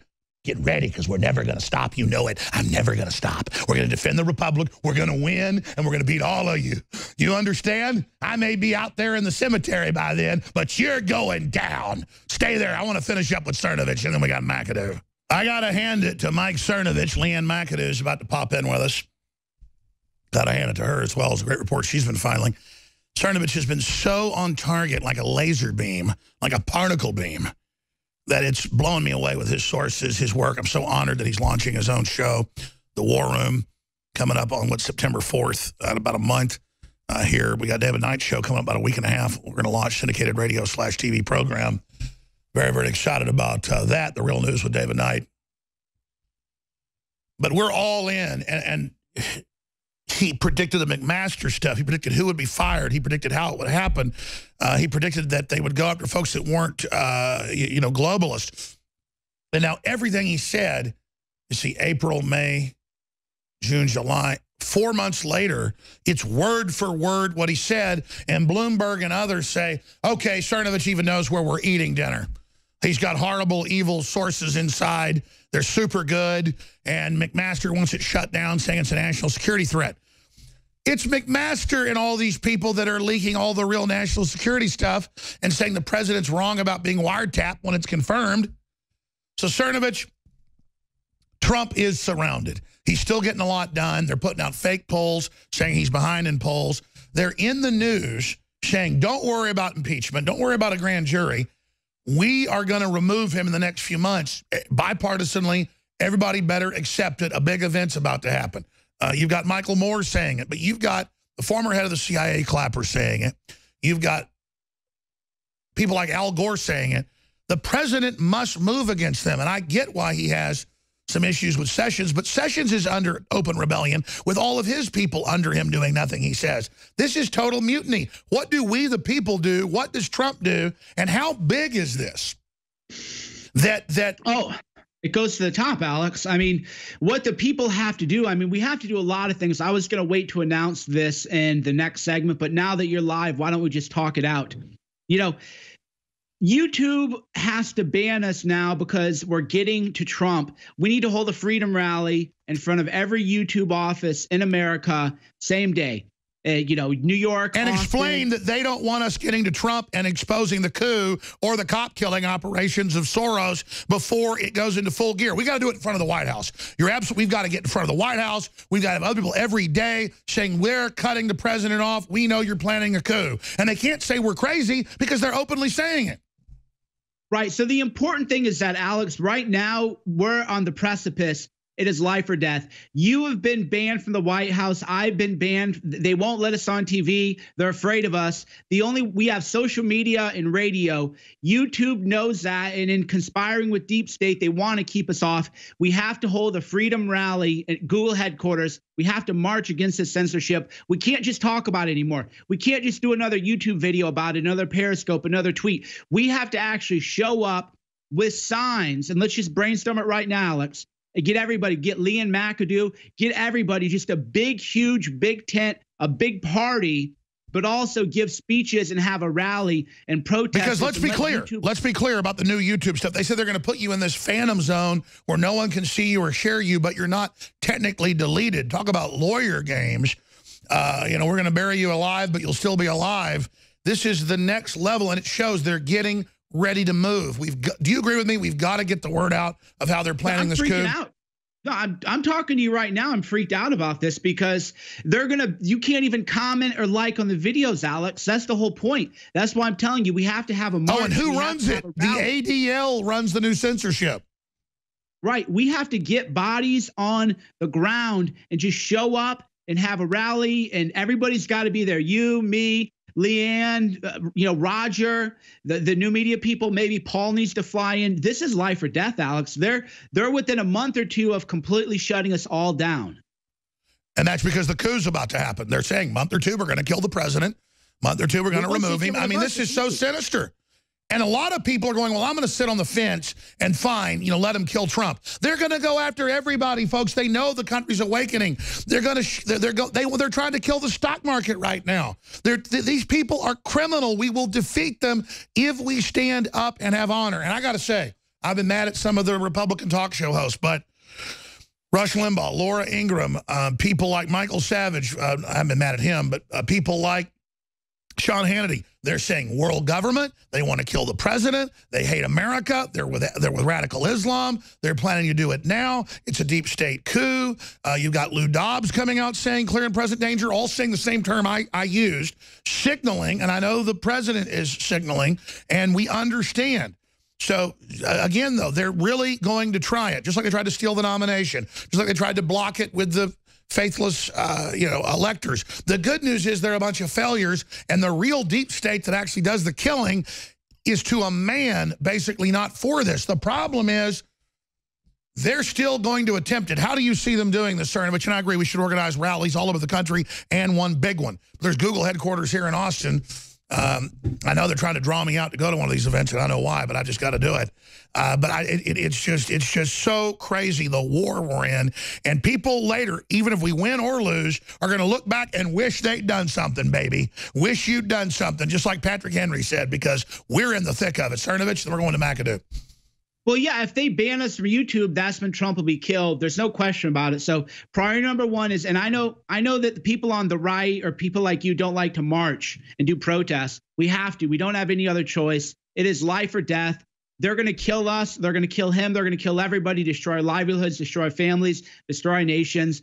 We need to come up with a and that's why they got all the top leftist Huffington Post writers saying there are physical attacks coming. They say, we've got our guns, we're going to kill you. And they're allowed to do it. They're weaponing up. They're loading the weapons. They don't know how to use them. And that's what's crazy. I've war gamed. Once they start this, they're going to be devastated. And they don't understand the HUMET and the Patriots and the veterans have been making a list, marking it twice, who's naughty and nice. They don't. They think we kicked their butt in the election. I mean, if there is a civil war, Cernovich, what do you think is going to happen? Then we're going to McAdoo. Well, if there's a civil war, it'll be bad for them, but it's bad for everybody. You have daughters, I have daughters. Innocent people are going to be harmed. So what we need to do is, before we can let the left start the civil war, we need to just march on these tech companies, show up, let them know we're not going to tolerate the censorship, fight back hard. People should protest in front of Zuckerberg's house in Kauai. Let's do it. I'm down. We got to get everybody out there, and we'll just have a big, huge, thousands of people. And we should have a $100,000 contest. It's not about the money, but I want it to be a prize. A $100,000 contest in the next week for whoever can get legally and lawfully at Google open houses or Facebook events live and have a legal, lawful stunt to expose what they're doing. Use HUMAT on the ground to let them know what we're going to do in the information war offensive. What do you think? Yeah, I said if we go to Google, I'm going to Cernovich Media. You know, maybe you can do this too. We'll get buses. We'll have we got to do it, Alex. We have to get the people out there. It's not enough to have people doing videos. I don't care. Folks, they are going to blow the president's head off. They're going to bomb him. They're getting ready. So we need people showing up. So whether that's a contest or, can you believe how crazy the left is and all these globalists? I mean, they're really nuts.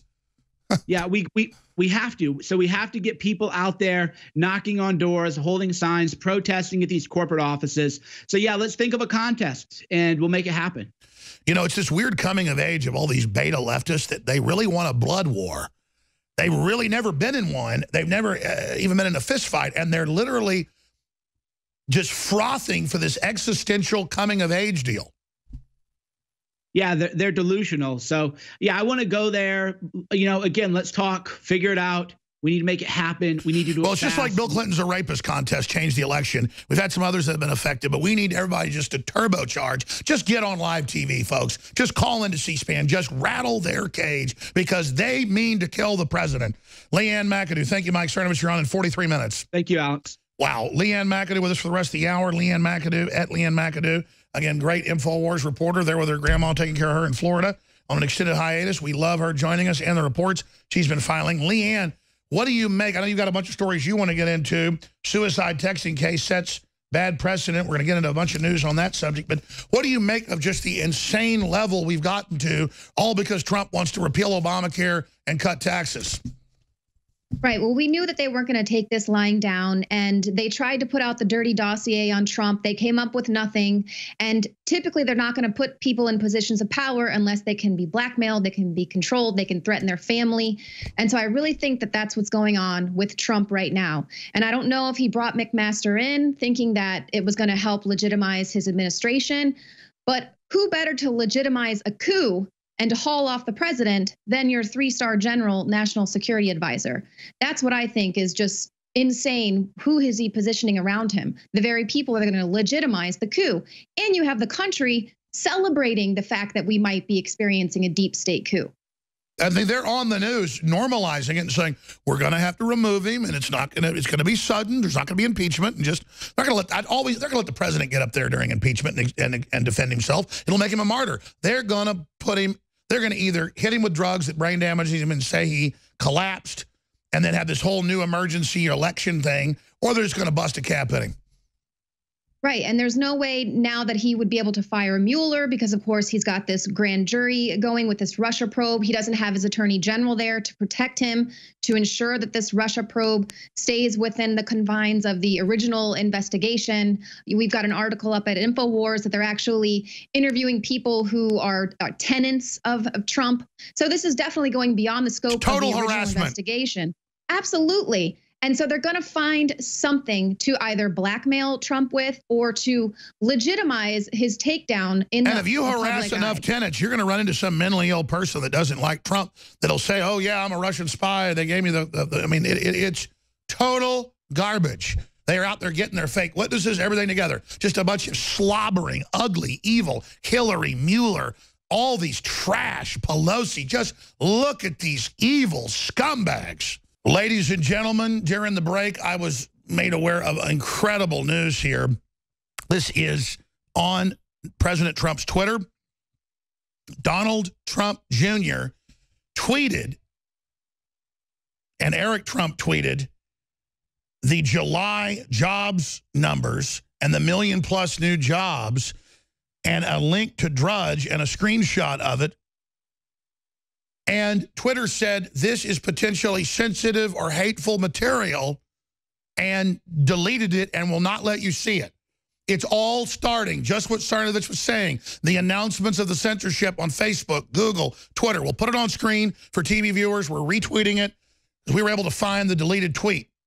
People had already screenshotted it. We can put it on screen. Go down and tab right there on the bottom of Eric Trump. I was just doing it during the break. Just take your cursor. There it is. Drudge Report. Jobs numbers, 209,000 last month, 1 million plus this year. Record number, 153+ million employed. Economy showing strength. These are links to AP, Reuters, mainstream news. Boom! Twitter says Eric Trump, and now others reportedly, aren't able to share the link to Drudge. There you go, ladies and gentlemen. I'm having to show you on our own video streams at Infowars.com. Who knows, YouTube might ban this. We are not allowed to show you the jobs. We're not allowed to show you the stock market. We're not allowed to tell you. See, first, oh, let us censor Nazis. Now it's jobs numbers. They're moving. They're sharpening their knives. They're getting ready to overthrow the president. And they're testing right now to see what they can do. For months, they won't let positive tweets go to the top of Trump's Twitter feed because he reads those and sees those and was asking people, why does everybody hate me now? Used to be all this great stuff and great videos. And they said, sir, they're blocking it all to you. Now they auto dislike his tweets starting last week to drive them down.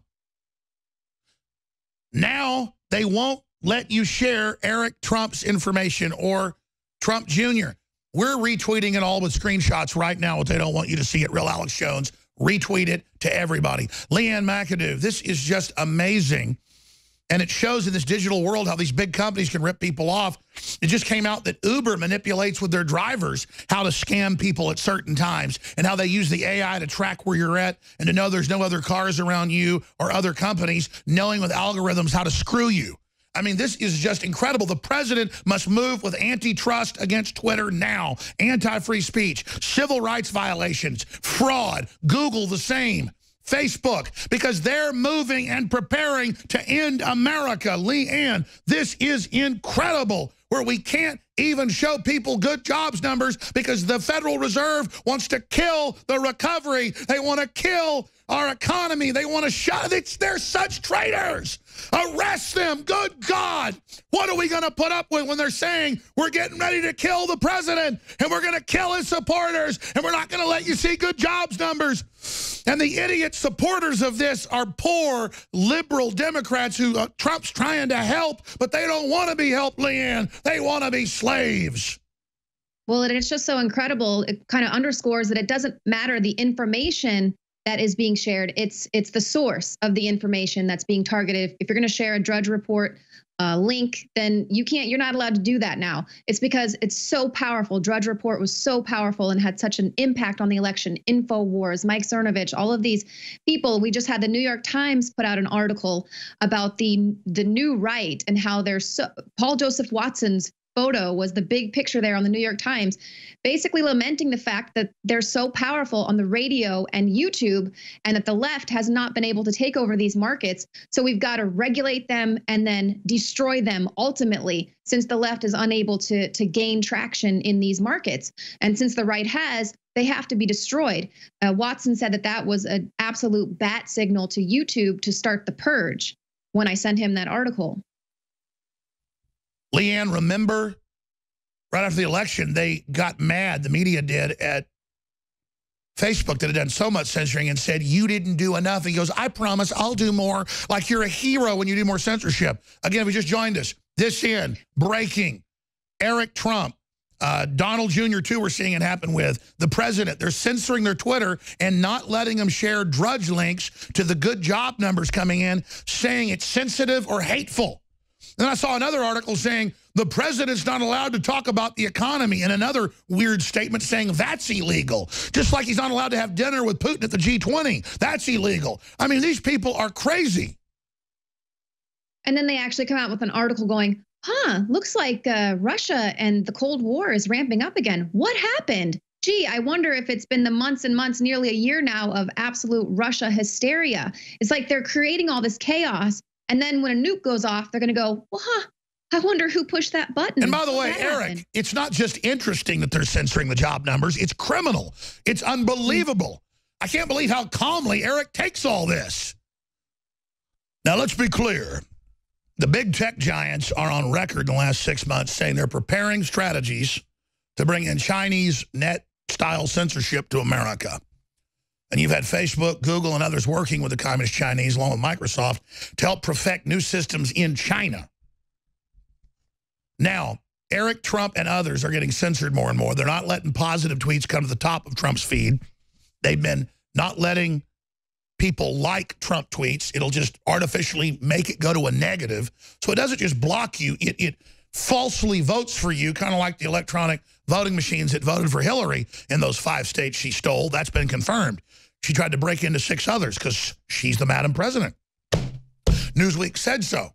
Well, now we notice in the live feed of Eric Trump that it said this has been blocked as sensitive or controversial or racist material. And Leanne and Jack Masubik are going to ride shotgun with us the rest of the hour right now. And then, boom. Jobs, jobs, jobs. Eric Trump. There's the censored tweet.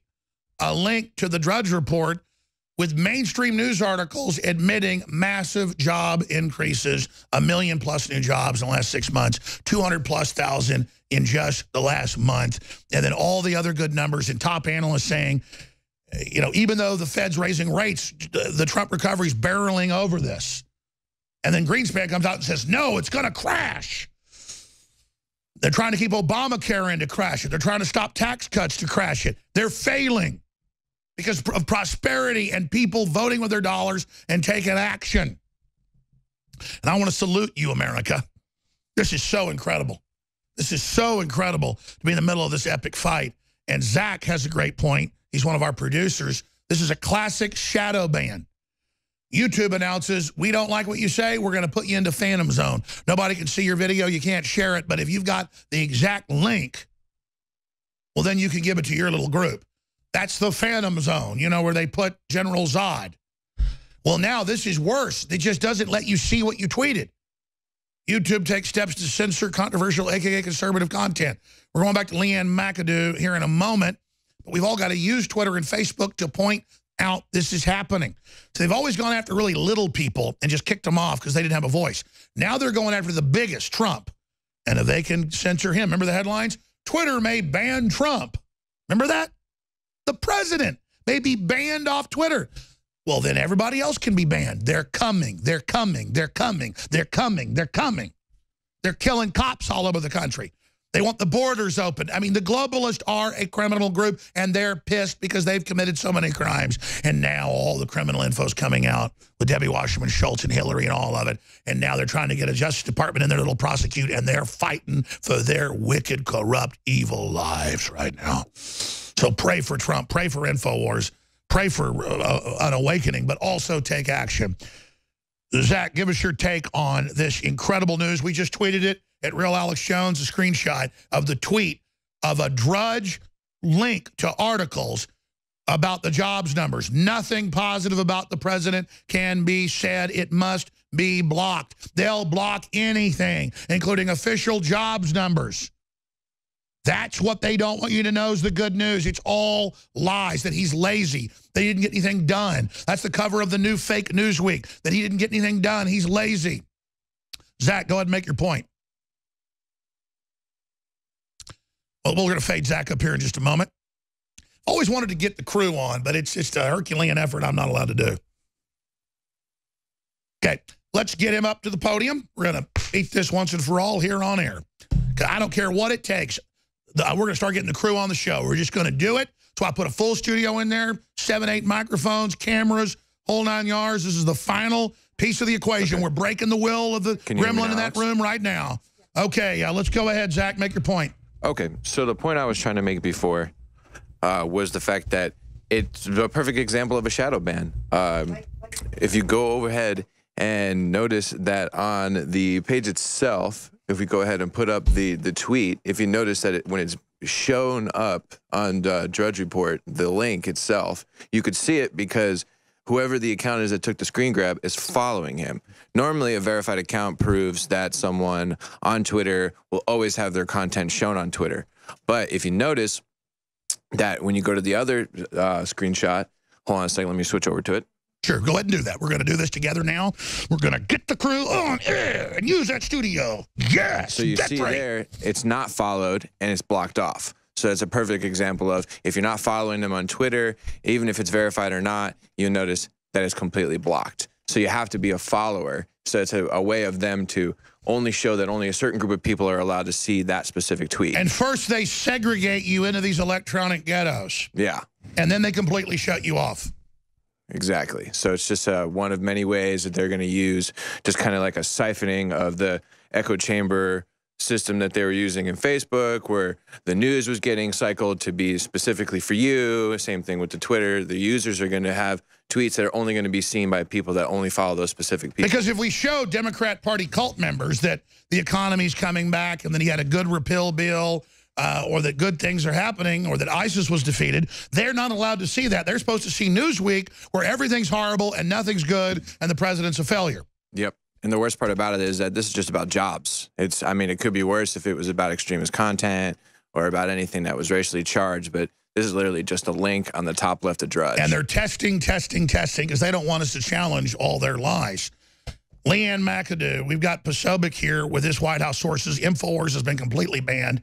Giving Trump Infowars is banned. Anybody that speaks out against globalism is fired. Anyone who ever wrote about globalism is fired. That's in Breitbart today by McMaster. What do you make of this? This just shows that all the talk of coup that they say is coming soon, they're getting ready for the big censorship once they murder the president. Right. Well, of course, and we know the Obama administration set the precedent of targeting journalists, coming after leakers. James Risen actually put an article out back in December saying, look, if Trump starts to target journalists, well, we have Obama to thank for that. And I know at the time we were really, I was really concerned that it was going to be Hillary Clinton who was going to be the next dictator in charge that would be taking the precedent set by Obama and taking it a step further to target her political enemies and her enemies there in the press, which would be us, and of course the dark heart Alex Jones. And so now we're seeing the CNN and these others, they're kind of rallying around McMaster and putting out these stories about how he is now being targeted by the alt-right and the conservative media. And so they're rallying around McMaster. So it'll be interesting to see if indeed this purge happens of the new media, of the alt media, how it will be celebrated by the free and independent press there that's supposed to be helping our country, helping to check those in power. Will they celebrate the fact that the deep state and these other agencies are able to shut us down? Or will they stand up for us and do what's right and stand up for the First Amendment? Exactly. I came to Twitter late. We only got about 2 million followers on our different accounts right now. That's still pretty good. But on Paul Watson's Twitter right now, I'm going to retweet it. On The Real Alex Jones, I need every listener and viewer that's on Twitter, or if you're not on Twitter, go get on it. Conservatives go, oh, they're censoring, I'll leave. No, get in there because they want to deny it. They want to operate in the dark. We're going to force these rats out in the open. Next, they're going to ban us speaking in the street, which they openly say. That's why they beat us and attack us in the street. They're a group of disgusting thugs, and we will defeat them. And listeners, everybody should follow me at Real Alex Jones. Everybody should follow Leanne McAdoo on her Twitter. Everybody should follow all of us and hammer it out there everywhere. We are risking our lives because we know there's no future if we don't do this. But everybody's got to get this Eric Trump tweet retweeted because we have it where you can see it, the screenshot at Real Alex Jones. Retweet it. We'll put it back on screen for TV viewers. Radio listeners, go to Real Alex Jones. Sign up for it if you're not on Twitter. If you are, follow us and retweet it. Breaking: Twitter censors Donald Trump Jr.'s Drudge tweet showing great American job numbers. Now, let's show the other one. Remember the big prayer thing that we and others have launched? And we had the pastor on, Pastor Brown, who want to get back on. They launched a big movement to pray for Trump. This needs to go viral. Facebook bans President Trump's prayer team page while keeping Teen Vogue, who's telling 11-year-olds how to have sex. So this big Facebook prayer deal got hundreds of thousands of people on it. They banned that. That video is being retweeted right now at Infowars.com and on our Twitter at Real Alex Jones. I want to bring in Jack Posobiec. Stay right there, Leanne McAdoo. Jack Posobiec, of course, launched one of the biggest grassroots Trump organizations. He works up there on the Capitol, starting to do more and more work with us. And Jack Posobiec is on Twitter at Jack Posobiec, P-O-S-O-B-I-E-C, or citizensfortrump.com. And he's got the intel. Cernovich broke the big purge months ago of McMaster's. That's now confirmed. Now the news story by Jack Posobiec. White House to staffers: if you like Infowars or Milo, you're fired. And I've confirmed that Kelly's firing anybody that tries to hand the president a piece of news saying, quote, he'll go with anything, like the NSA was spying on him under Obama, which has been admitted.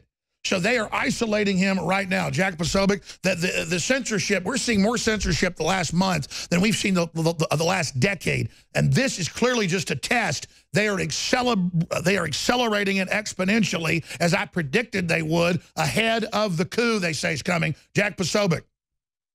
You're absolutely right, Alex. And this is a story that was actually landed in my lap a few months ago. I wanted to run it down because it sounded completely egregious to me. They said, why would the White House, when it's dealing with so many leaks of classified intelligence, when it's dealing with so many some of these interns that are recording private speeches of White House officials like Jared Kushner, leaking that to the media, why would they care so much about what the interns and the lower level staffers are posting on their Facebook? Okay, you like something by Alex Jones, you shared something by Infowars. Why would that be an issue? And now we're realizing that the reason they're clamping down on this is because they're trying to keep it away from the president. They don't want the president seeing this news. They don't want the president seeing any information outside of what they give to him, outside of what they present. So they can demoralize him. He's not been demoralized. Exactly. His spirits are high, but the intel is they want to demoralize him, cut him off before they start drugging him. And they don't want our intel about the coup getting to him as well. They're desperate to cut him off from his base. That's exactly what it is, Alex. And thankfully, he still does have that cell phone. He still does have communications with other people that he can get out to. But anyone in the staff that they've found that it's been supportive of Trump, a Trump loyalist, or that is, you know, this is a way they can find you. They say, we are going to go to your social media pages. We're going to go to your Facebooks. We're going to go to your Twitters. We're going to see who you're following. We're going to see who you're liking. We're going to see who you're sharing. This is how, and on the flip side, I kind of look at this from the perspective of this is how scared they are of independent new media and real journalism. This is the power of the truth because they have to do anything they can. They're spending 24 hours a day trying to prevent the truth from getting to where it needs to be, because that's how much of a threat that Infowars and independent new media journalists are to these deep staters and the coup that they're trying to perpetrate on President Trump. And let's talk about treason. Leanne, I want you to pop in on this. This is Breitbart yesterday. A top official in the National Security Council was fired last month by National Security Advisor H.R. McMaster, reportedly after he argued in a memo that President Trump's administration is under sustained attack from globalists and Islamicists. Well, I mean, that's the groups that are out there funding domestically against him. Peter Higgins, a former Pentagon official who served in the NSC Strategic Planning Office as Director of Strategic Planning, was fired on July 21st. The Atlantic first reported, that's the globalist enemy mouthpiece, celebrating bringing down a high-level patriot who's telling the president the sky's blue. He's under total globalist Islamic attack. The globalists have declared war on him in all their main publications. The memo was written in late May, described threats to the administration by globalist, bankers, deep state, and Islamicists that McMaster works with. Globalists and Islamicists recognize that their versions to succeed America, both as an ideal and a national political identity, must be destroyed. Totally true. Oh, my gosh, get rid of him immediately. He's a good person. Let's continue right here. Like, why do they want Infowars banned, folks? Because we're Americans, we're not cowards, and we're not going down without a fight. Higgins was called to the White House counsel's office 2 weeks ago and asked about the memo. Oh, my gosh, we caught you. It's not that he's with the Russians, it's that he's a patriot. Later that week, he was told by McMaster deputy he was losing his job, which they never tell Trump about. The memo compared what Trump administration was facing to a Maoist insurgency. Well, that's what they model it after. In Maoist insurgencies, the formation of the counter-state, they build their counter-state, see? Their shadow government is essential to seizing state power, the memo said. Functioning as a hostile, complete state, acting within the existing state. That is a memo on McMaster.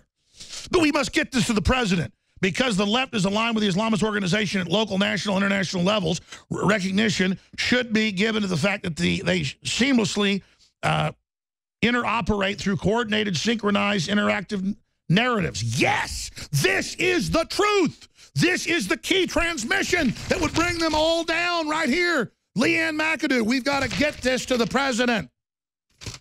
Isn't it incredible that they would fire him immediately and other people as well that would actually be trying to get this type of information out? And obviously there's something going on that is against the president's agenda when there are continual leaks. 126 days of his presidency and 125 leaks have happened, some of those actually threatening our national security. Obviously, there are people working against the president's agenda, and it's quite frightening that we are seeing they're totally allied with radical Islam. It's everywhere. Exactly, Leanne. This is the whole plan. This is the takeover, and they're arming against us. When they kill Trump, they're coming after everybody else. Sorry, Leanne, go ahead. Well, and I was trying to find an article that I saw earlier this morning, but it was like 20 people Israel should fear more than Linda Sarsour, and it was naming people that were actually Jewish. So Jewish people Linda should fear Sarsour, whose family's in prison and all the rest of it, is good, and she wants to have a jihad. She's liberal. She's good. Right, and they've all aligned themselves with her. Maybe when she made her little jihad comment, everyone kind of quieted down. Senator Have you Bernie seen Sanders the BBC running women in full burqa saying this is good, accept it? I've got a bomb under here. That was pretty weird. Well, I mean, it's clear they're going to make their run, but I think they've been exposed. I think they're... Jack, I mean, I think they've gone too far. And the fact that everybody at the Pentagon basically knows what this fellow was just saying, game over, man. Go ahead, kill the president. Well, now that they've fired him, it's actually backfired because now more people are reading the memo that he wrote. It's actually getting out to a wider audience because they went and fired him. Now people are saying, oh, what's in the memo that fired him? Globalists and jihadists? Yeah, that's what I believe, too. Why is this guy fired? That's right. In fact, I want the full memo published on Infowars. This is the memo that scares McMaster and the traitors. This memo will bring down the traitors. McMaster's doesn't want you, Deep State doesn't want you to read this memo. I mean, talk about traitors. You've got McMaster granting Susan Rice her same level of security clearance. At the same time, Trump is actively saying we need to find the leakers. I'm being surveilled. Oh, no, you're not. That's a big lie. How are you going to lie to the people? No, they wiretapped Trump Tower. And so at the same time that Trump is saying this to the American people, McMaster is saying, I don't think Susan Rice did anything wrong. I'm gonna allow her to still have her same level of security clearance. It's insane. Why are the neocons surrounding Trump? What do they have on him? What's happening? Well, again, they even admit in the memo, as I've said on air without the memo, the Bolsheviks, same globalist operatives, they created a state within a state for years in Russia, only controlled Moscow. And then they got everybody through time to turn in their guns through propaganda. Then they slaughtered millions of people. So they admit that it is a Maoist strategy. That's what the weathermen taught Obama. They are all carrying out a Maoist strategy with deep staters and cowards like McMaster's and others that Trump picked. They get approached by deep state. They get scared and they join with it because they want to play golf and do whatever while we're being carted off to death camps. And, you know, pot-bellied liberals are kicking our brains out and raping our families, literally. And that's what the left talks about, is how they're going to rape us, how they're going to murder us, how they're going to have all these little nobodies. This is their existential dream of power, is to run around defecating on everybody. Well, people need to look no further than Venezuela and what happened. That's the exact same thing that they did there just several years ago. They got rid of the guns. Everyone turn in your guns because we want to be a peaceful nation. And then just about a year or so later, we saw the total collapse there, where the government was actually purging people who are eating dogs and giraffes out of the zoo, purging them because they don't have the guns or anything to fight back.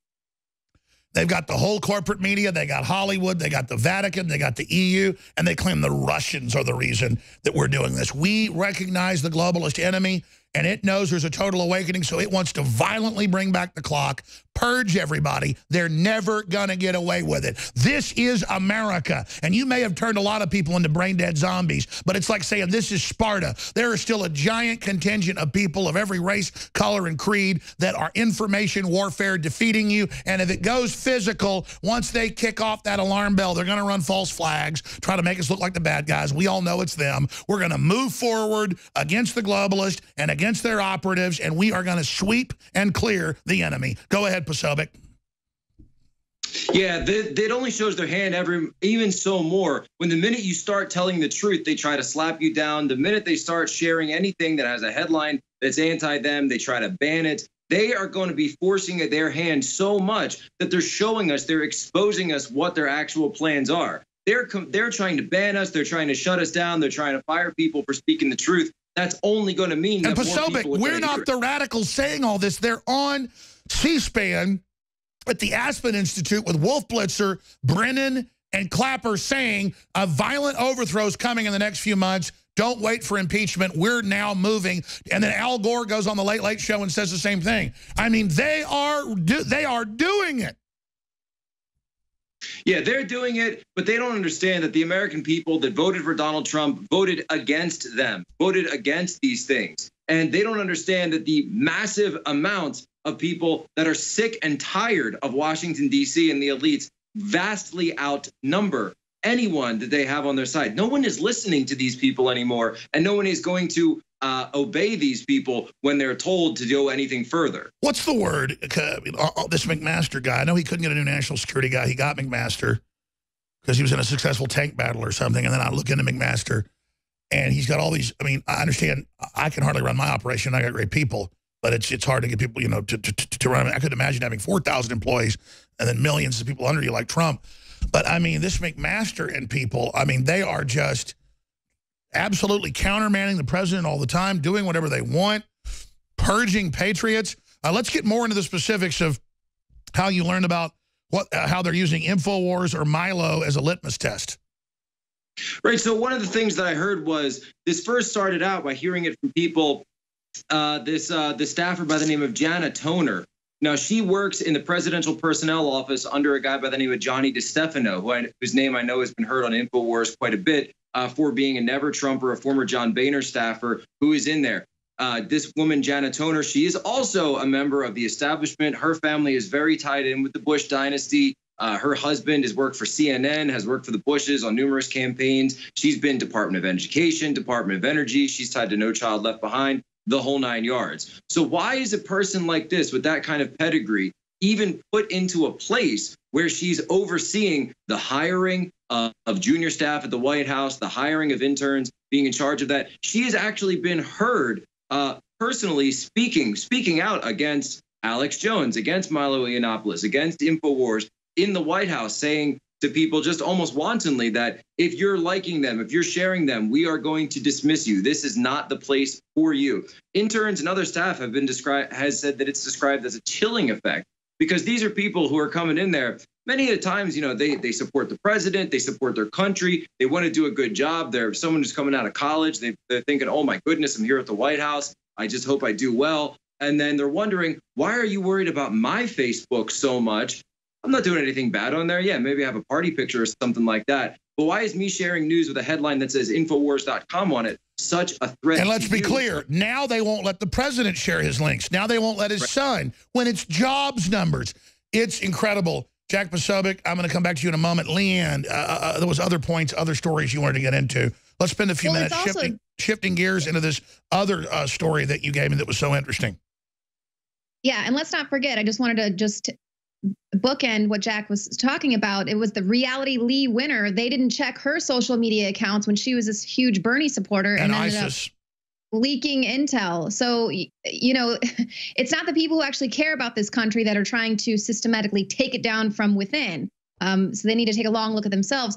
But I also wanted to talk about a story that happened yesterday. The 20-year-old girl that encouraged her boyfriend to get back in his truck and finish off the suicide that he had been telling her. She urged her boyfriend via text message to go ahead and carry out his suicide. She was a juvenile at the time, so the judge gave her a more lenient sentence. But now what this means, words kill. It's not just your actions that kill, but this sets the precedent that now words that you put out there. Total political correctness, because now you can joke and say, fine, if you think there's too many humans, kill yourself. Well, somebody kills themselves. Now I go to jail because I use that as a verbal flourish. Again, you're right. That's the political correctness now. Right. Or trying to say the guy that went into the pizza shop, they tried to pin that on you. Where do we stop? Where does this end? Where they can say, oh, well, you encourage that, so now you're going to go to jail. They're setting a very dangerous precedent here. Even legal analysts say this should have never even gone to a judge. Yeah, thanks for giving her. This is pure judicial activism, because a lot of times boyfriends and girls or whatever, it's well known, will say, I'll commit suicide if you don't come back to me. That's a standard deal. Right. She's like, oh, yeah, go finish it off then, not knowing it happens. And now she's going to have 15 months in jail for not, you know, oh, you're going to commit suicide. Yeah, right. Go ahead, do it. I mean, you know, that's one way some cops will say to have somebody not do it is like you're begging them to come off. You go, okay, fine, go ahead and do it. And a lot of times they'll cry and say, you don't love me, and come. That's actually a tactic. Sometimes they do jump. The cop gets in trouble. But the point is that it doesn't matter. It's your free speech. Well, think about all the people. Like, I mean, I hope George Soros kills himself. I do. I'm sorry. I don't wish any harm upon him, but I want him to stop hurting people. I'm sorry, Leanne, go ahead. Well, think about all the people that are on the internet encouraging people who are live streaming, encouraging them to kill themselves or commit crimes or drink and drive. I mean, this is a lot of people could be affected by this ruling. Absolutely. Yeah. I mean, I hope all Nazi collaborators kill themselves, or at least just stop trying to kill everybody else. Absolutely. All right. We'll be right back to finish up with Jack Posobiec. Then Mike Cernovich is ready to roll. Fourth hour straight ahead. Spread the link. You can still do it. They're trying to block it. Mother, tell your children not to walk my way. Man, I tell you, the globalists are really jumping the shark here, but it means they're going for broke. They wouldn't be engaged in censorship of this level on YouTube, Facebook, Twitter, of the president's son, of the president himself, of Jack Posobiec, Mike Cernovich, everybody else, if they weren't meaning to go for broke. And they're saying, don't worry, a big event's coming. We're going to remove the president. It's going to be sudden. And our sources have talked to the folks in Congress and others. They say, no, it's going to be violent. It's going to be physical. And then we're just sitting here watching them get ready. It's crazy. Jack Posobiec, what is your word you're getting in D.C. on this? Clearly, they're isolating the president ahead of this. What is your take, your view, your intel, your gut level on the situation right now? Well, there's two levels right now, and it seems that both are fighting over the culprit in the current state being H.R. McMaster. So he's being one of the highest level plants the deep state has had in there. And make no mistake, that's essentially what he is. When they got rid of Flynn, they made sure to get their man in, and it was H.R. McMaster. We have now seen him purging Trump loyalists up and down. Now, I'm hearing different things from different people. I'm hearing some people saying that H.R. McMaster's welcome has been worn out, and he's on, he might be looking at a promotion and maybe moving out of the White House. I'm also hearing that he's going to stay. He's been told by members of the administration that they don't want to see too much turnover. They just lost Reince Priebus, that he's going to go too. But my hope is that General Kelly, the new chief of staff who was in there for Priebus, I hope that he's going to understand that H.R. McMaster, these decisions that he's been making are outside of the chain of command.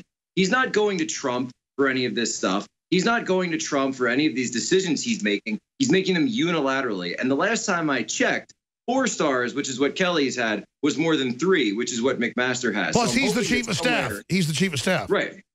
And he's the chief of staff. So he outranks him in terms of that chain of command as well. But even in the military hierarchy, he doesn't outrank him. So I'm hoping that there's going to be a nucleus there where he understands that this guy is acting unilaterally and that whether or not Kelly is essentially understanding of the deep state construct, the counter state, which is trying to block everything that Trump is doing, he's going to understand that this is someone that's acting outside of the purview of the president. And hopefully, if we can use, now we can't use Facebook and Twitter to get information to the president, but we're going to be able to use our encrypted communications, dead drops if we have to. We are going to get Infowars truth into the White House, into the president. We're going to get it to the senior staff. We're going to make sure they know that these people are coming for them, that they're making these decisions not in your best interest, not in the interest of the country or the administration. They're trying to curtail you. They're trying to stop the America First MAGA movement. And we're going to be doing everything we can to get that information to people that need it. I don't know of a strong enough response in the information war to them openly saying, kill Trump, kill his family, overthrow him, major publications saying COG, coup the president. That's why they're running this Russian narrative to say, oh, we don't do impeachment, we just kill him. I mean, what should Trump do to Brennan and people like that on TV saying this? I mean, that's a clear and present danger right there. I mean, I just can't sit here and put up with this anymore. Yeah, where is the special prosecutor for Brennan, for Rice? Where is the special prosecutor for any of these individuals that have been caught leaking and unmasking? Where is the special prosecutor for all of the abuses of the intelligence infrastructure, the intelligence community that we see now have come out starting in the Obama administration and now being carried on by the That's right. Briefly, what do you make of this swamp thing? I mean, isn't it perfect that the grand jury is being born out of the swamp? Yeah, the grand jury, it's a joke. They're going to a grand jury. There's an old saying about grand juries that that a grand jury would indict a ham sandwich if you wanted it to, because they only hear from one side. They only hear from the prosecution. This is being done as a witch hunt, and it's only being done because Mueller doesn't have any facts or evidence of his own. So he's going to say, well, I'm not indicting. The grand jury's indicting based on the evidence. Sure, exactly, which is incredible. All right.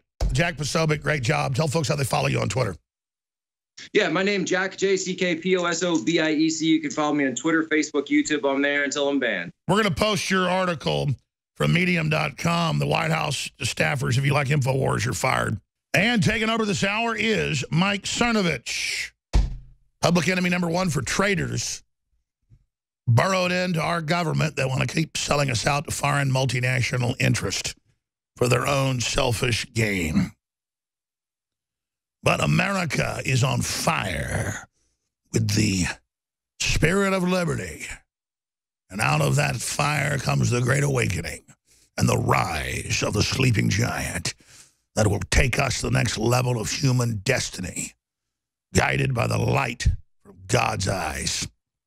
Ladies and gentlemen, out of the swamp, we are seeing the birth now, ladies and gentlemen,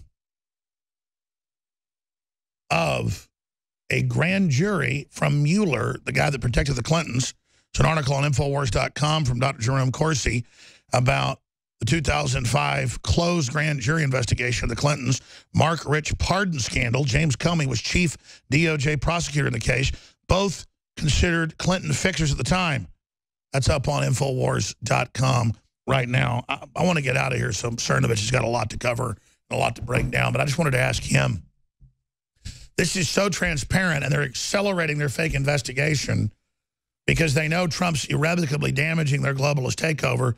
They're trying to cover up the good economy. Since you were on giving us a prelude of what was coming up, we now learn that Eric Trump's Twitter linking Drudge with just jobs numbers was called extremist and banned. We've retweeted it at Real Alex Jones.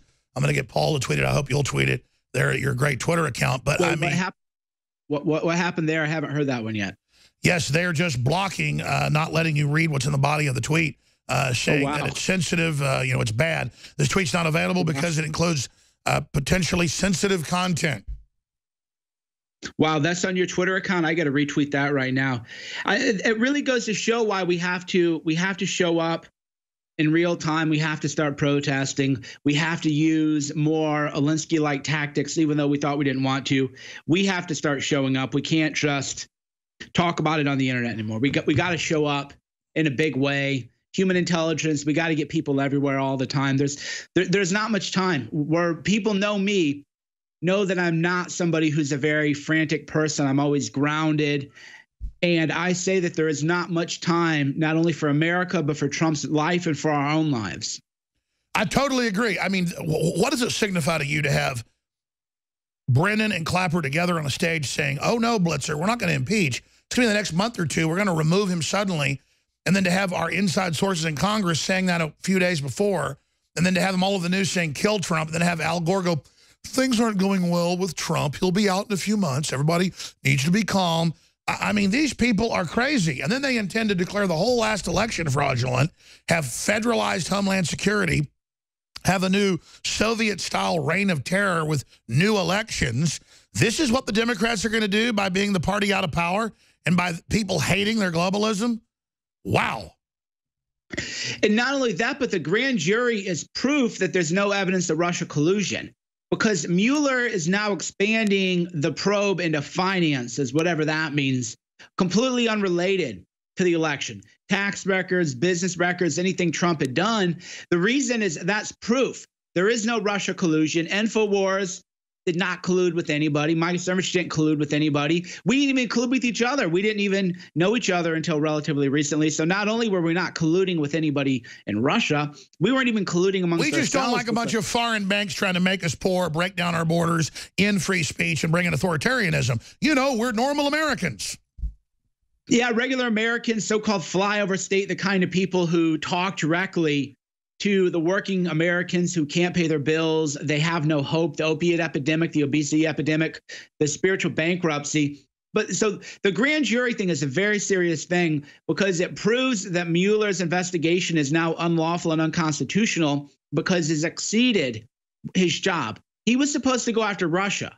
He cannot find anything about Russia, so now he's going to get a grand jury, and I'll tell you what's going to happen. And by the way, they admit now it's finances, it's his family, it's his companies, it's the whole campaign, a huge dragnet going and talking to people at Trump properties to harass them and hopefully find something.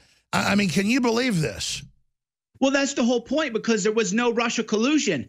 There is nothing.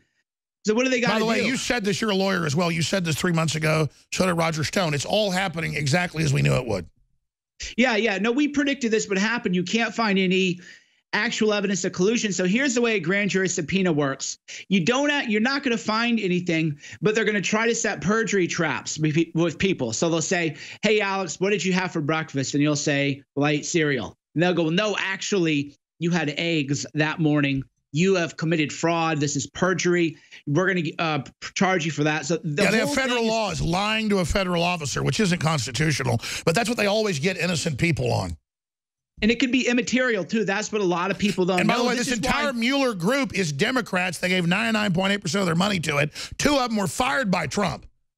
Right. And the reason CNN won't have real lawyers on there to talk about these issues are because the truth is that if you lie to a federal agent or to a grand jury, even if it's accidental, even if it's not material, even if it's something about how many text messages did you get or how much money did you spend on lunch, something that has nothing to do with the only answer to this is you twist and lie about everything. I'm not talking to you. No, Lord, no, I've told people that repeatedly, that the only answer to a subpoena is, thank you, sir. Have a great day. Talk to my lawyer. Thank you. Have a great day. Talk to my lawyer. That's the only answer for anybody. The flip side to that, though, and they're going to be, oh, be our friend. Come on, you're not the subject of this. No. Go destroy America on somebody else's time. Well, you know, actually, we don't think there's anything about you, Alex, that is dangerous. We just have to clear this investigation. But if you don't talk to us, then we might actually think you're hiding something. So do you have something to hide? Come on, just talk to us. We're good friends. We'll have a cup of coffee, a Diet Coke, maybe a little barbecue. Wait, why are you hiding? Do you have something? That's how they play these mind games on people. Yeah, you guys are hiding your criminal activity against this country. Exactly. Just keep pushing. Keep pushing. Exactly. That's exactly. So talk to my lawyer, talk to my lawyer, talk to my lawyer, talk to my lawyer. The problem a lot of people are going to run into is that they are not wealthy enough to hire the kind of lawyers that you need for these investigations. The lawyers that you need for this kind of stuff, $500 to $750 an hour, $25,000 retainer, just for the grand jury subpoena to go in there and to make sure that they don't get you into a perjury trap. So there are a lot of people on the campaign who don't. And that's what they do. They're gonna fish for weak-minded people Just to basically like they do with, for fake informants and just have them make up crap. And so Trump, what does Trump got to do now? Because the word is, it's not Sessions' fault. He's under pure mutiny. No one's following his orders. No one's following Trump's orders. It shows how scared they are that none of my articles or your articles get to Trump. They fear that more than anything. Because Trump didn't even know that they talked about removing him from office until somebody talked to him 2 nights ago. He didn't even know they're openly calling for his death. Right. The answer is you have to fire Mueller now. Mueller was appointed to investigate collusion in the election involving Russia. The grand jury... He should have done it weeks ago because now they got this bill where you supposedly can't do it. And he's got this stupid grand jury. I mean, that literally came out of the swamp. A big old fat alligator just spit this thing out. Exactly. So you have to... There's no alternative now. It's life or death. He has to fire Mueller. What he should just do is do it all at 3 in the morning. I want Mueller indicted for all the stuff and they being a bagman for uranium. Well, that's what Mueller would do if they had any integrity. The uranium deal, This guy's a Clinton swamp thing. The off the book. Well, yeah, he was a bagman for her, just like Comey was. The private server, Uma. Oh, but Newsweek says he's this iconic truth detector, and they also say Trump's lazy, and they also say Hillary's the president. Yeah, I like how they say Trump is lazy, and then they go, oh, my God, he's doing too much. He's too chaotic. You got to pick one. Either he's lazy. Devastated the open border, devastated TPP, devastated the carbon tax, $4 trillion in the stock market, $400 billion in jobs, best jobs numbers in decades, fixing the VA, getting a good Supreme Court justice in, just laziness. Lazy, lazy, lazy. Yeah, so Sunday night, he needs to, at 3 in the morning, issue an executive order pardoning Julian Assange and offering him refuge in America, fire McMaster, fire Mueller, fire Margaret Petterling and Brian Hook in the State Department, and go for it from there. By the way, I love how they have public affairs whining about you. And Cernovich keeps listing who our people are that are blocking all the Trump people. They even admit it, knowing Trump's not reading public affairs. Yeah, that's what's amazing, too, is how I'm a journalist and I'm doing journalism and they're going, well, do you think you're harassing people? Wait, you mean by writing them articles? How am I harassing anybody by truthfully reporting about what's going on in the halls of power? And why am I being attacked by other, journalists when I'm the one doing journalism? I don't go after people and say, well, why are you writing? Of course, they're not journalists. I'm going to let you take over here and skip this break so you have more time. What about Cy Hirsch coming out and going, okay, yeah, Seth Rich is the guy. I've talked to the FBI. I've talked to Homeland Security. Seth Rich is the leaker. They all know it. It's all true. I mean, that's Cy Hirsch. Yeah, I don't know. I haven't been following the Seth Rich stuff closely because so many other people are looking into it, but nothing about that case would surprise me. Some people claim that he was with one of the Awan brothers near around the time that he was murdered. I don't know about that either. There are a lot of great people looking into it, though. But with Seth Rich, I'm being very cautious because I've been told that there are a lot of people feeding fake news, kind of the same thing that with Pizzagate. They're taking an investigation to one thing, and they're seeding in false information in an effort to try to trip us up again. So with Seth Rich, I'm keeping my distance a little bit because I do know that deep state operatives are. I agree, but he was shot in the back, so it's okay to report on it. We've got this thing where media tells us not to. Before you take over, because I didn't do this last hour briefly, we're going to skip this break, guys. The globalists are absolutely after us, and we're winning. We're having a great effect, but we need financial support. We make it easy. The very best water filtration systems. John Oliver may make jokes about that, but the water is completely toxic in most areas. We have systems to take all the trash out and are the very best out there at a very low price. We have nutraceuticals like colloidal silver that are amazing, and our bone broth formula Caveman, now in strawberry flavored as well. We're running the 1776 specials that make it so easy to support the InfoWar today. Brain Force, our nootropic, never done this before. 1776, 55% off retail. Survival Shield X2, we normally discounted as $19.95.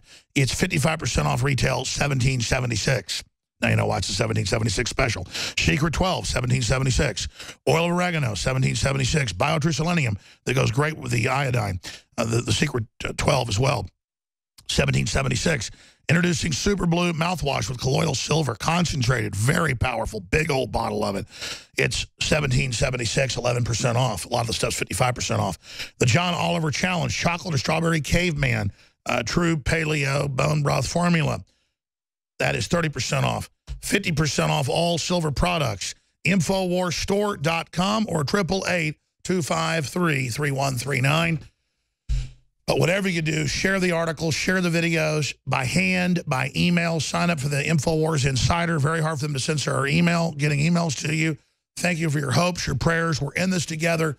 But this is like sudden death overtime right now. They're moving against free speech. They're moving against the president. They're moving against the economy, openly trying to shut down the economy. It is such an incredible time to be alive. So please support myself, Mike Cernovich, all the other great people we have on. It's a good feeling to know that there's a Rand Paul and a Mike Cernovich and a Matt Drudge and so many other great people out there. It's so good to know Hannity's getting hardcore and Limbaugh's getting hardcore. And we have radicalized as Media Matters and the Democrats fear, but we're not the radical ones. They're saying kill everybody, murder everybody, overthrow, kill cops, bankrupt the economy, kill Trump. And we're saying, no, you're radical, you're evil, we're going to stop you. Now, that sounds radical. It is radical because we're responding to them. But now we've mainlined all this, okay? Their attack is so over the top. They hope it's so over the top that we're not willing to respond to it because it sounds crazy. That's done. The gloves are off. We're going to go on to the end. They want to break our will. They got fake polls out that Trump's down, just like in the campaign. It's all fake. The bots and the algorithms and the AI show, that's not true. He's not as popular as he was on Inauguration Day. He's lost a few points. He's only at like 60% right now. The enemy wants to just peck everybody into submission, so we all deny Trump. And then we deny our own free speech. We deny American revival. We deny the economy. That's why they don't want the job numbers out there. Spread the news today. The polls are fake. The economy's coming back. Support Infowars, Infowarsstore.com. 1776 special is the new special. Mike Cernovich, thanks for coming on, and thanks for letting me have part of your time. A great job breaking all the McMaster news. You have been the trailblazer. Well, no, it's always a pleasure, Alex. And there's so much going on now, and that is why the support of the people is so important. We need to, again, maybe I'll call you later today or talk this out, but we need to get some kind of event held, flash mobs showing up at the corporate headquarters, every Google office, letting them know that we're not going to let them shut down the Alex Jones YouTube channel. I tried to find your live stream, actually. Let me tell you this while you're still here. I had to start my own YouTube live stream because I tried to find the link to yours on YouTube, and it was hidden from your YouTube page. So I don't know if that's just a glitch or maybe I didn't know. No, it's happening everywhere. Most people tell us they can't even find our Periscope feed. So everyone listening, please grab our feeds. I should put out like a public HD feed or something for folks that want to get it just for restreaming. And everyone, please, restream everything we've got. Please, go ahead, Mike. Yeah, because I couldn't find it. I wanted to share the link and post it to my Twitter whenever I go live. And I was like, well, wait a minute, I can't find the link. I was on your page and I was clicking over the videos. It's worse than that. YouTube banned us from putting out our own stream 2 weeks ago with the community guidelines strike for talking about Sandy Hook. Oh, wow. So you're not even allowed to live stream on YouTube now? No, not on that. No. Oh, wow. Not on that channel. Well, then, wow. Okay. So yeah, I wasn't aware of that. It's beyond. And they said, you will not say Sandy Hook. Wow. Just like Trump Jr. Cannot even put out the jobs numbers. It's just not allowed. Wow, that explains it, because those live streams that do 10 or 20,000 views all the time, those would do big numbers, and sometimes 50,000 live. Well, our Facebook does like 200. Well, exactly, and we put out the live one, which they then try to claim copyrights on. So we always kill that and put out an edited down one, because they'll even claim commercial music, that some company runs for Chevy. Oh, that's our music from the Chevy ad, and they'll hit us. So what we do is we have to put out another stream with the ads cut out before the bots go back over. And so our regular one gets about 100,000. It's just one of our little feeds. And then you're right, the repost gets about 20,000. And so they're shutting it all down.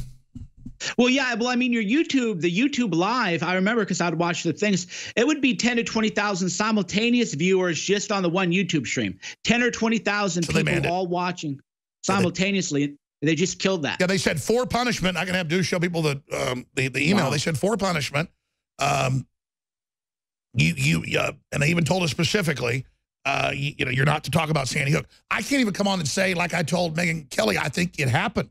They want to just misrepresent what I said, put a straw man out, and then not let me even respond. Wow. In fact, they'll probably ban my channel just for even saying it. I have no free speech on YouTube now. They've officially told me. Dude, that is actually insane. That makes total sense, and that explains why. Well, you got the document 3 months ago where they hired a company for millions to delist us. Man, well, that's devastating, though. And now they want to make so now you can't live stream, and now they want to make it so people can't even find your videos. You're going to be put in some kind of ghetto or something. Well, what I'm telling everybody is this. This is really bad. Start a new YouTube channel, grab our feed from Infowars.com/show, and then just restream it, folks. Don't let them stop you.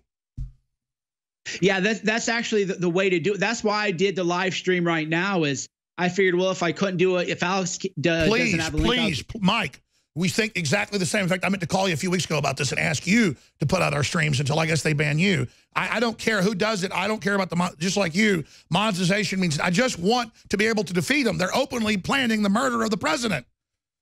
Yeah, there's actually a channel on YouTube that gets more videos than I get. And all they do is they take my videos with you and my periscopes and they upload them. And I'm like, good. I hope you monetize. Then tell them, pick up the live stream. I want everybody streaming the show. Okay. Yeah, then we got to figure something out. Then this is bad out. This is why they want to. There's a military coup. You talked about that letter, right? From 50 Democrats in Congress said that the military should disobey Trump and not listen to him. I saw that. It's just all. Tell folks about that. Okay, yeah, so I just saw this myself now. There was a letter, again, from the Senate. This is the very top of my Twitter feed now. I just tweeted it. 50-plus House Democrats are urging the Secretary of Defense and the Joint Chief of Staffs not to comply with Trump's transgender troops ban.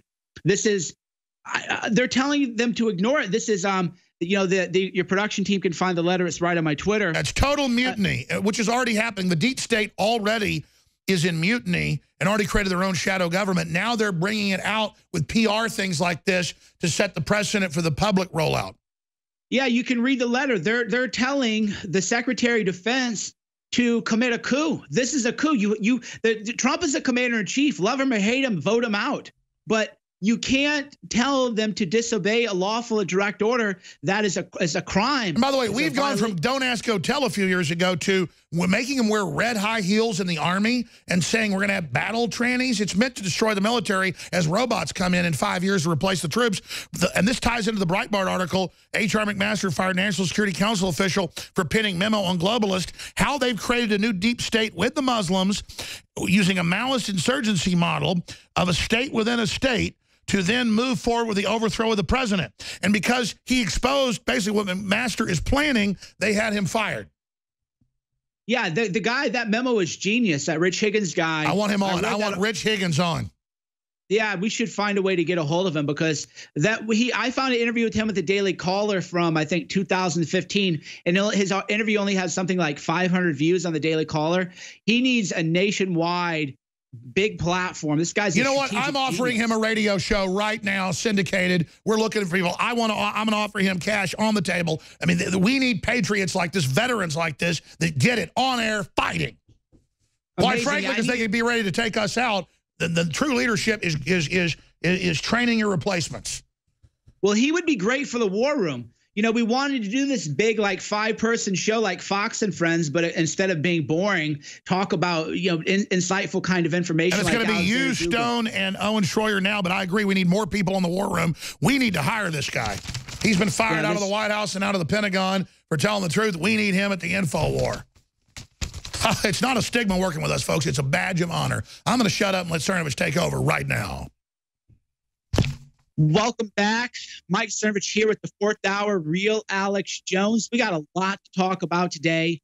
As you may or may not have known, I launched a big new site called McMasterLeaks.com and McMasterFacts.com. And what this is going to offer is sort of a clearinghouse about all the information about McMaster that the media doesn't want people to know about. And I've already gotten a lot of calls about that website. CNN called me about it.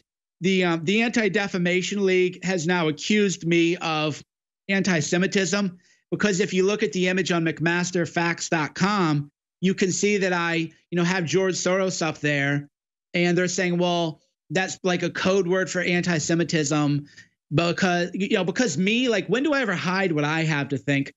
When does anybody ever accuse Mike Cernovich of not sharing his opinion. If I didn't like some group of people, I would just say I didn't like them. What are they going to do? You know, they already try to ban me and frame me for things I don't even do. So they've said by having Soros as a puppet for McMaster and Petraeus, and then, of course, I have the Saudis as the puppet for Soros, then this is some kind of weird code or whatever. So I think it's interesting, but the site has been a really big success. I've been asked about it by every major news outlet. Newsweek is doing a report on it. CNN is doing a big report on it. And of course, I'm the bad guy, right? They're calling it a harassment website. I'm not kidding you. You can't make this kind of stuff up. They are saying that Mike Cernovich, a journalist working out of his home in Southern California, who hangs out with his 8-month-old daughter with an iPhone and a laptop, is bullying H.R. McMaster, the National Security Advisor. The National Security Advisor is afraid of me exposing him, and let's tell you why he's afraid of me. He's afraid of me because it's been reported now, so I can say it, he has a major alcohol problem. With every meal, 2 martinis, a full bottle of wine, sometimes 2 bottles of wine. He really likes California red wine. So if you want to, you know, cozy up to McMaster, who knows what kind of services you can get out of him if you bring him some California red. Now, granted, I enjoy a glass or 2 of wine a night myself, so I'm not judging. Well, I am. 2 martinis and 1 or 2 bottles of wine is a lot of booze. I mean, let's just be honest. If you're taking down 2 vodka martinis and 1 or 2 bottles of wine, that's a lot of booze. That isn't a few, you know, glasses of wine. That's going to put you in bed at night. Yeah, exactly, right? That's a real tranquilizer. And the bigger issue is that he is entrusted with all of our national security secrets. So is he getting drunk and running his mouth? Well, as a matter of fact, he was. Again, this is all being reported, or it should be. I don't know. I maybe just scooped somebody. I never know, because I know so much going on that I'm always, you know, holding back because I don't know if I'm scooping people. But he gets really drunk and will insult and denigrate Trump around anybody who will listen. This is his MO. He's a total boozer, total partier, which is, again, fine. You know, but if you want to be the national security advisor, that can't be allowed. Because he gets patted on the head in D.C. I mean, he is a true loser, a true nobody, a true pawn of Petraeus. Yeah, and there's a lot of rumors, too, that he's engaging in activities with a colleague that shouldn't be happening. They were seen sharing a dessert with dinner. So we don't know quite fully what's going on there, but I've heard a lot of rumors, which, again, could be a national security threat because that could make him subject to blackmail. So we know he's a hard partier, a big boozer, likes to share desserts with a certain female colleague. He, you know, they're spooning each other, you know, the lava cake or whatever. And we know that he likes to bash Trump. So this is why CNN is going after me and the deep state is going after me. They're saying, oh, Cernovich is an anti-Semite for having George Soros as a puppet of the Saudis. But wait a minute. McMaster has said that if you're Jewish and you're pro-Israel, you cannot go to Israel because he said that you can't trust Jews who visit Israel. They might be a top security clearance risk because maybe they're spies. By the way, Israel has officially listed Soros as a threat. Exactly. Yeah, Soros is anti-Israel. That's the whole point. But Soros is deep state, and deep state is now targeting Israel and targeting anybody who is pro-Israel, and that's what McMaster's been doing. And that's because they've merged with the Islamic group. That's what's in this memo that McMaster fired the guy over. Exactly. I mean, Rich Higgins, that thing was a work of genius, you know, and Rosie Gray of The Atlantic got the scoop. You know, I was even told her I was because she was interviewing me today for something, and I even said, like, I don't get jealous often. I'm glad that she got that scoop, but I wish I'd had that because that memo was powerful stuff. I would have, you know, I really would have wanted to share that, but I'm glad it got out through a mainstream outlet because then it really went through. Right. So speaking of Rich Higgins, there's an article I sent to the great production team. I have been listed along with the Ayatollah Khomeini as a threat to the Jewish people. You cannot make this up. The Jewish Forward Daily publication has listed people who are a threat to Jews, and they're putting me in the same group as the Ayatollah Khomeini. How does that make any sense, right? I don't even hardly talk about Zionism or anything. It isn't an issue I even talk about that much. But it's McMaster who is actually purging the NSC of all the Jewish people. And it's McMaster who is discriminating against pro-Israeli Jews and telling them that you can't be here. So I am now on another hit list by an anti-defamation left-wing organization. And the article, the Forward Magazine article, says 19 people or 18 people Jews should worry about more than Linda Sarsour. I mean, seriously, think about that. That they are now actively. The Forward is literally now a PLO front. Yeah, they're advocating for her and saying people like she calls for jihad. The overthrow of Israel, has family in prison in Israel. Literally is funded by Soros, the Nazi. And then here's the Forward. These 20. In fact, print me that article. I saw that this morning. The 20. Oh my gosh. Yeah, so I thought it was a joke. I didn't know that was a real publication. I thought it was like The Onion or something. And then friends of mine were like, "No, that's actually a real publication." I thought it was The Onion because no. The Forward is the biggest Jewish publication in the U.S. Is it really? Okay, yeah, I thought it was a satire site because they list me along with. Well, it pretty much is now. They call Trump anti-Semitic. Yeah, Bannon was on there. Sebastian Gorka was on there. Several Jewish people are on that list. I'm in there all the time. And they're defending Linda Sarsour, who supports female genital mutilation, supports terrorism against Israel, views Israel as a segregated state and an unlawful occupier. And I thought that's hilarious. You're on the list. That's hilarious. Next to the Ayatollah. Yeah, right. That's why I thought it was a prank. I didn't think it was actually a real website. I go, what Ayatollah Khomeini? To me, that was where, you know, when you troll, you have to be subtle because if you troll too much, you give it away. And when they put me above the Ayatollah Khomeini, I go, oh God, this is like a prank website or something like that. And apparently it's a real website. Well, here's the good news. And I know I said I was going, but I'm always sit here and listen. They seem strong in some ways, weak in others, but they're freaking out, openly calling for coups, trying to have this fake swamp birth of this grand jury right out of the swamp. They're not even trying to hide it. Where does this go then? I mean, how are the globalists doing right now? Well, they're hurting because that's why they're attacking us so violently and going after us so viciously. Because if they were winning, they would just leave us alone, right? If we were just random nobodies, if we weren't important people. But I mean, they literally in Bloomberg and AP admit they fear you particularly and your sources. They hate us. They have a whole new Comedy Central show that's going to air 5 nights a week about me, misrepresenting who I am. Trevor Noah has a new show a couple of days that they're announced coming out about me. It's been in production for weeks. They spent 3 weeks on this John Oliver piece. I mean, what the Well, and who do you think is funding that? The deep state, as you know, Operation Mockingbird, the CIA are the ones funding all of this. Exactly, but it's so surreal. Don't they get the Streisand effect or the Sex Pistols effect that they're trying to make us the dirty, evil devil that no one's allowed to look at? And then all it does is make us more avant-garde. All week, I get so many, just like you do. The high fives now are like, I can't even walk down the street now. Every race, color, creed, high fives. Every 100th person says, screw you, Russian, hope you die. You know, but I mean, it's not working is what I'm saying. Well, that's because most people fold. Most people don't know that as long as all eyes are on you, once you have all eyes on you, it doesn't mean what they've said about you. You now dictate the narrative. And that is why, to her credit, Abby, I think Olsheimer, Washington Post, I go, wow, this is actually a real article about Alex Jones to me. Now, sure, they call us conspiracy theorists or whatever. Whatever. People, but they had to admit that we kept breaking stories. Yeah, exactly. So I was like, holy cow, you know, I got an honest journalism in the Washington Post about us. And then New York Times did an honest article on Stefan Molyneux and Paul Joseph Watson about how YouTube is a new talk radio. And so even the people who are, you know, younger and cover this stuff are starting to understand it. And that is, again, why they want to get us all banned and shut down from social media. Oh, you told me this when we first, you know, started talking on the phone like a year ago, but I've run into it now where big reporters for big publications go, listen, I know a lot of what you say is true. I hate it.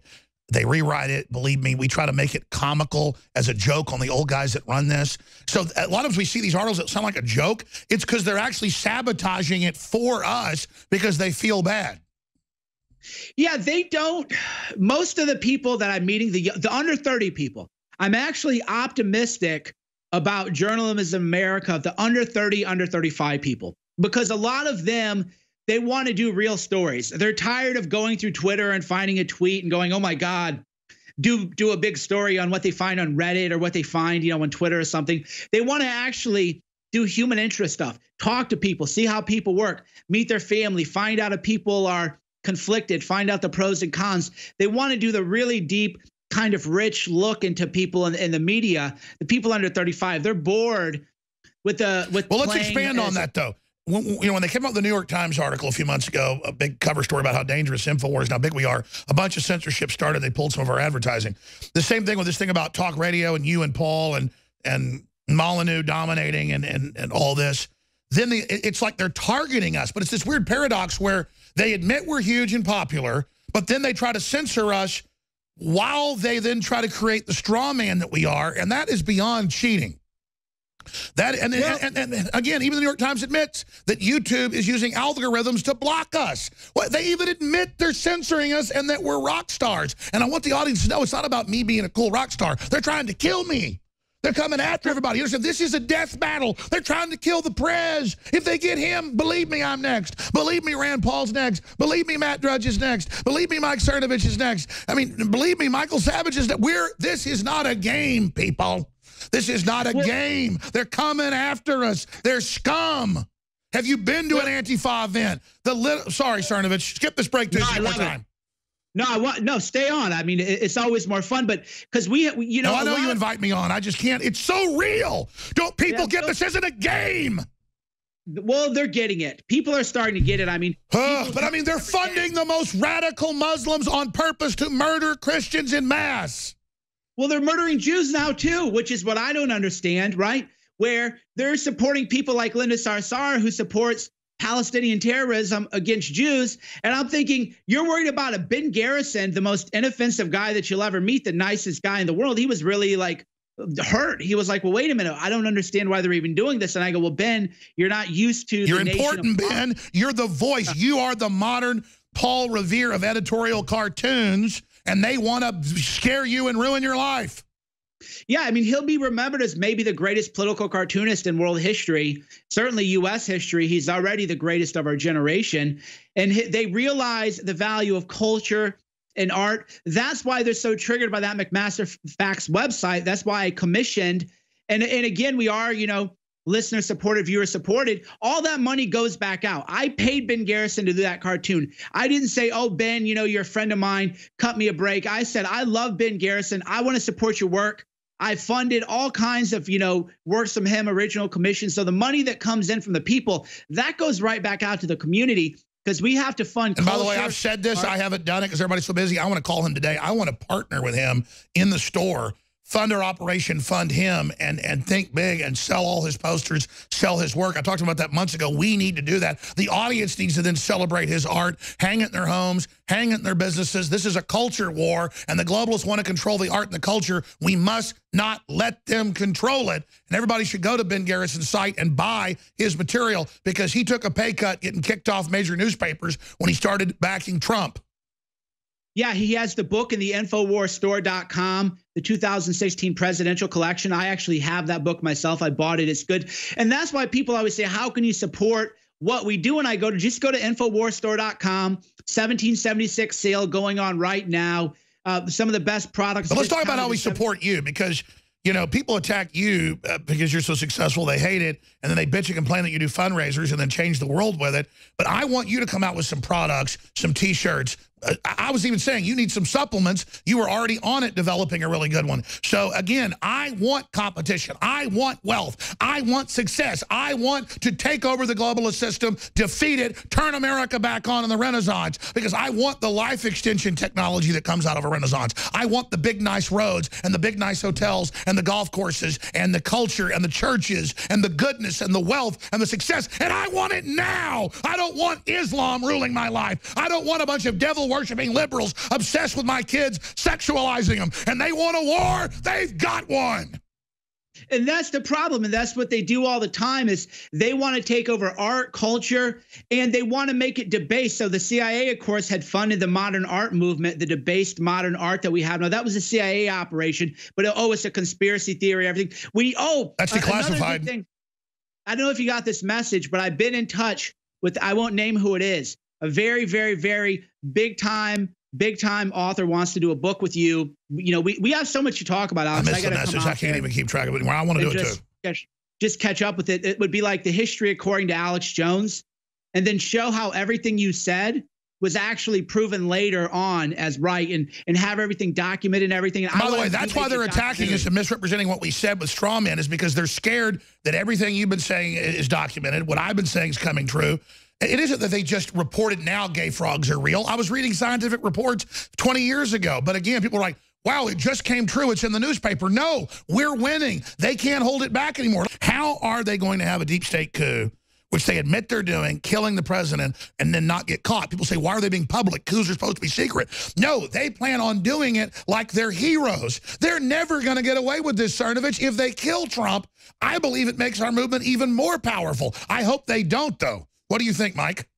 Yeah, that's what they don't understand, is they're not used to people actually standing up to them and not giving in. They're used to, you go after somebody like they're going after Scaramucci, right? They're really trying to attack him because he's a charismatic voice for freedom, for entrepreneurialism, even though I don't agree with him. And then he shuts up and goes, away. No, he needs to be more public.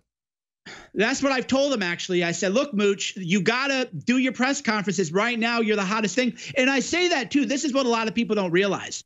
Mooch, it likes Dinah Habib Powell. He likes McMaster. But you don't have to agree with everything that I say. That's the thing. I want diversity. That's the problem. Mooch is smart, but didn't get that the swamp guys were smiling to his face but slitting his throat, because we know McMaster went directly to Trump and said, you must get rid of Mooch. Jared actually did that. This hasn't been reported. I'll just break all my news. I mean, I have stories piled up. I don't have time to write. I'm going to have to hire a full-time writer just to tell him my stories, to write them up. No, it was actually Jared who got Mooch fired. I know, he was a big part of it. Know this. Yeah, Mooch didn't know it. It was Jared himself who conspired to get Mooch fired. They only brought him in because now you're usually a defender of Kushner, or somewhat. Wow, go ahead. Yeah, so you know, Roger had mentioned that Mooch was brought in to take out rents. Now, that is right, but Mooch didn't know that. Mooch thought he was coming in to be the communications director, and I broke that story, of course, with the Mooch memo, where his whole communication strategy was laid out. I broke that story. Every news outlet in the world covered it, and to their credit, they credited me for having the memo. So I actually had Mooch's full communication strategy. So Roger Stone is absolutely right. Mooch was brought in to take out Reince Priebus, but that's not what Mooch thought. Mooch thought he was going in there to completely change. It was a wish list of you, Alex, everything that we've talked about he was going to do. Fill a content void, run the White House like a news network, create their own content, do GoPros, do live, everything that you and I, he was the savior of White House communications. Trump would have totally won for sure with this strategy. Oh, the Russia stuff would be over. 2 weeks with Mooch, and we wouldn't be talking about Russia anymore. 2 weeks with Mooch, and we'd be talking about whatever. And as you know, he was on fire, too, behind the scenes. Yeah, and he has remarkable charisma. He's an entrepreneur. And again, the broader point is, I don't agree with him on a lot of things, but he was going to magnify the president. So here's the $85 trillion deal. How do we get that strategy memo back to the president, and who is going to carry that ball now? Who is good? Who is left up there? There nobody has what Mooch has. He has the it factor. He has the X factor. Nobody can do Mooch except maybe somebody like you, or somebody like me. But we have to run our own media stuff out here. Somebody like Laura Ingraham.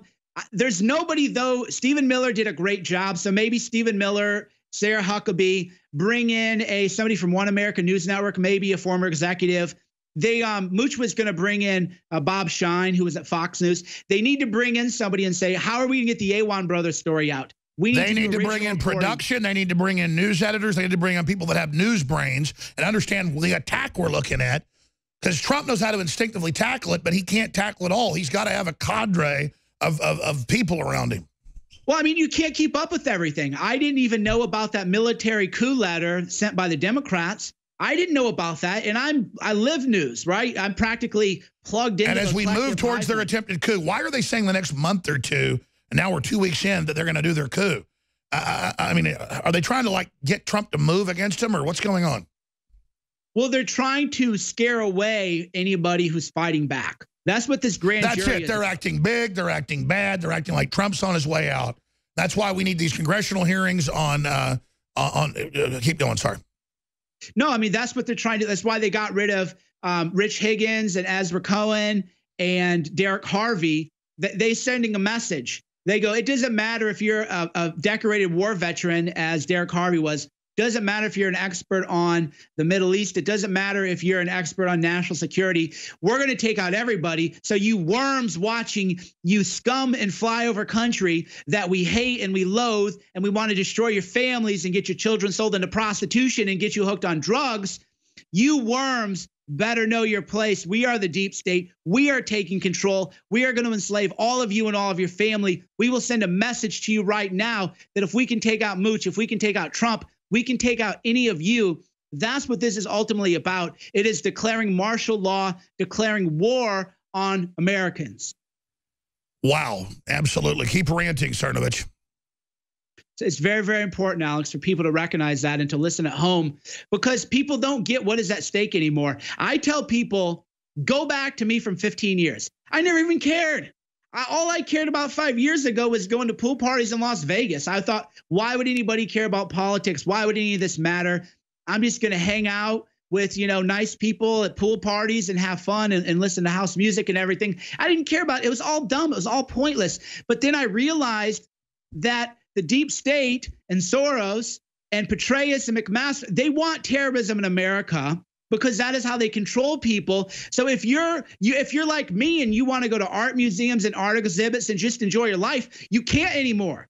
You can't just live your life in America. Because the drawbridge is getting blown open and a bunch of globalists are coming in and openly announcing they're going to enslave you and openly announcing they're going to make you bow to radical Islam and leftism. Exactly. You're just a normal guy, but you see a conquering army coming against you, and you've gotten in your gun emplacement and have been blowing the hell out of them in the info war. And that's what they better understand. The producers in this country of every race, color, and creed have been pushed too far.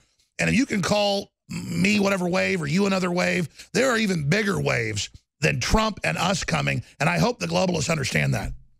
Well, they don't yet, and that's what they don't get, because they come after me not realizing I never started off as a journalist. I was a mindset guy. I only How much more energy do you get when they threaten you or come after you?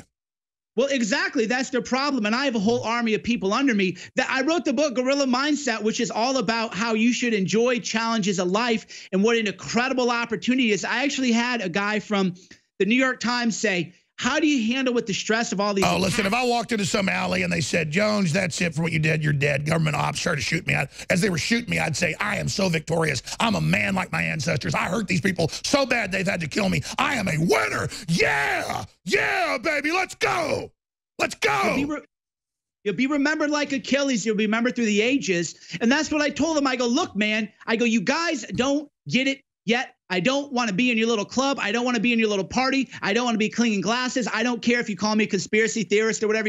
I don't care. I'm a mindset guy. So because you've already arrived being a person that loves freedom. They are little followers looking to be fulfilled so that they want to dominate us to be fulfilled, because they'll never be fulfilled. We are fulfilled, and the journey of defeating them is the fulfillment. Yes, the journey is the rush. They're attacking you and you're thinking, I'm on target. They're attacking you and thinking, what an amazing opportunity that I have to live the life of servant leadership, which is what we've learned in all the great religions, from Buddhism to Christianity to Islam before it was corrupted by the jihadists, to Judaism. We have an opportunity to serve millions of people, and every time they attack us, we are actually acting as servant leaders. And quite frankly, from a selfish perspective, we get even stronger. And it is incredible. Cernovich, incredible job, my friend. All right, Nightly News tonight, 7 o'clock. I love you all. A lot of weekend transmissions coming up. Everybody follow Cernovich on his Twitter and me on Real Alex Jones. Please, it's a war. They're trying to censor us. You are the power. You are the resistance. Thank you all for your support. Let's go to Debit in Florida. Debit in Florida, you're on the air. Great. Hey, thank you so much. Listen, I have bought your product, and I gotta say they're amazing. Anyone who's on the fence, buy it, because I've got Caveman, Superman Vitality, Secret 12, Vitamin Mineral Fusion. I've got the body armor. Wow, thank you. Wow. You're the type of listener that makes it all possible. Which nutraceutical does you like best? I really like the Vitamin Mineral Fusion, to be honest. That's amazing. Really incredible. I drank it in the morning, and I swear to you, I felt incredible. Like I haven't felt in a week. My morning was fantastic, and I love you guys. I love the Infowars crew, and I just want to, I want to take this opportunity to tell anybody out there who's on the fence. Just buy it. You will love it. I'm telling you, I've never bought a bad product. What you find in our news is the same thing you find in our products at InfoWarsLife.com. It's a win-win, InfoWarsLife.com.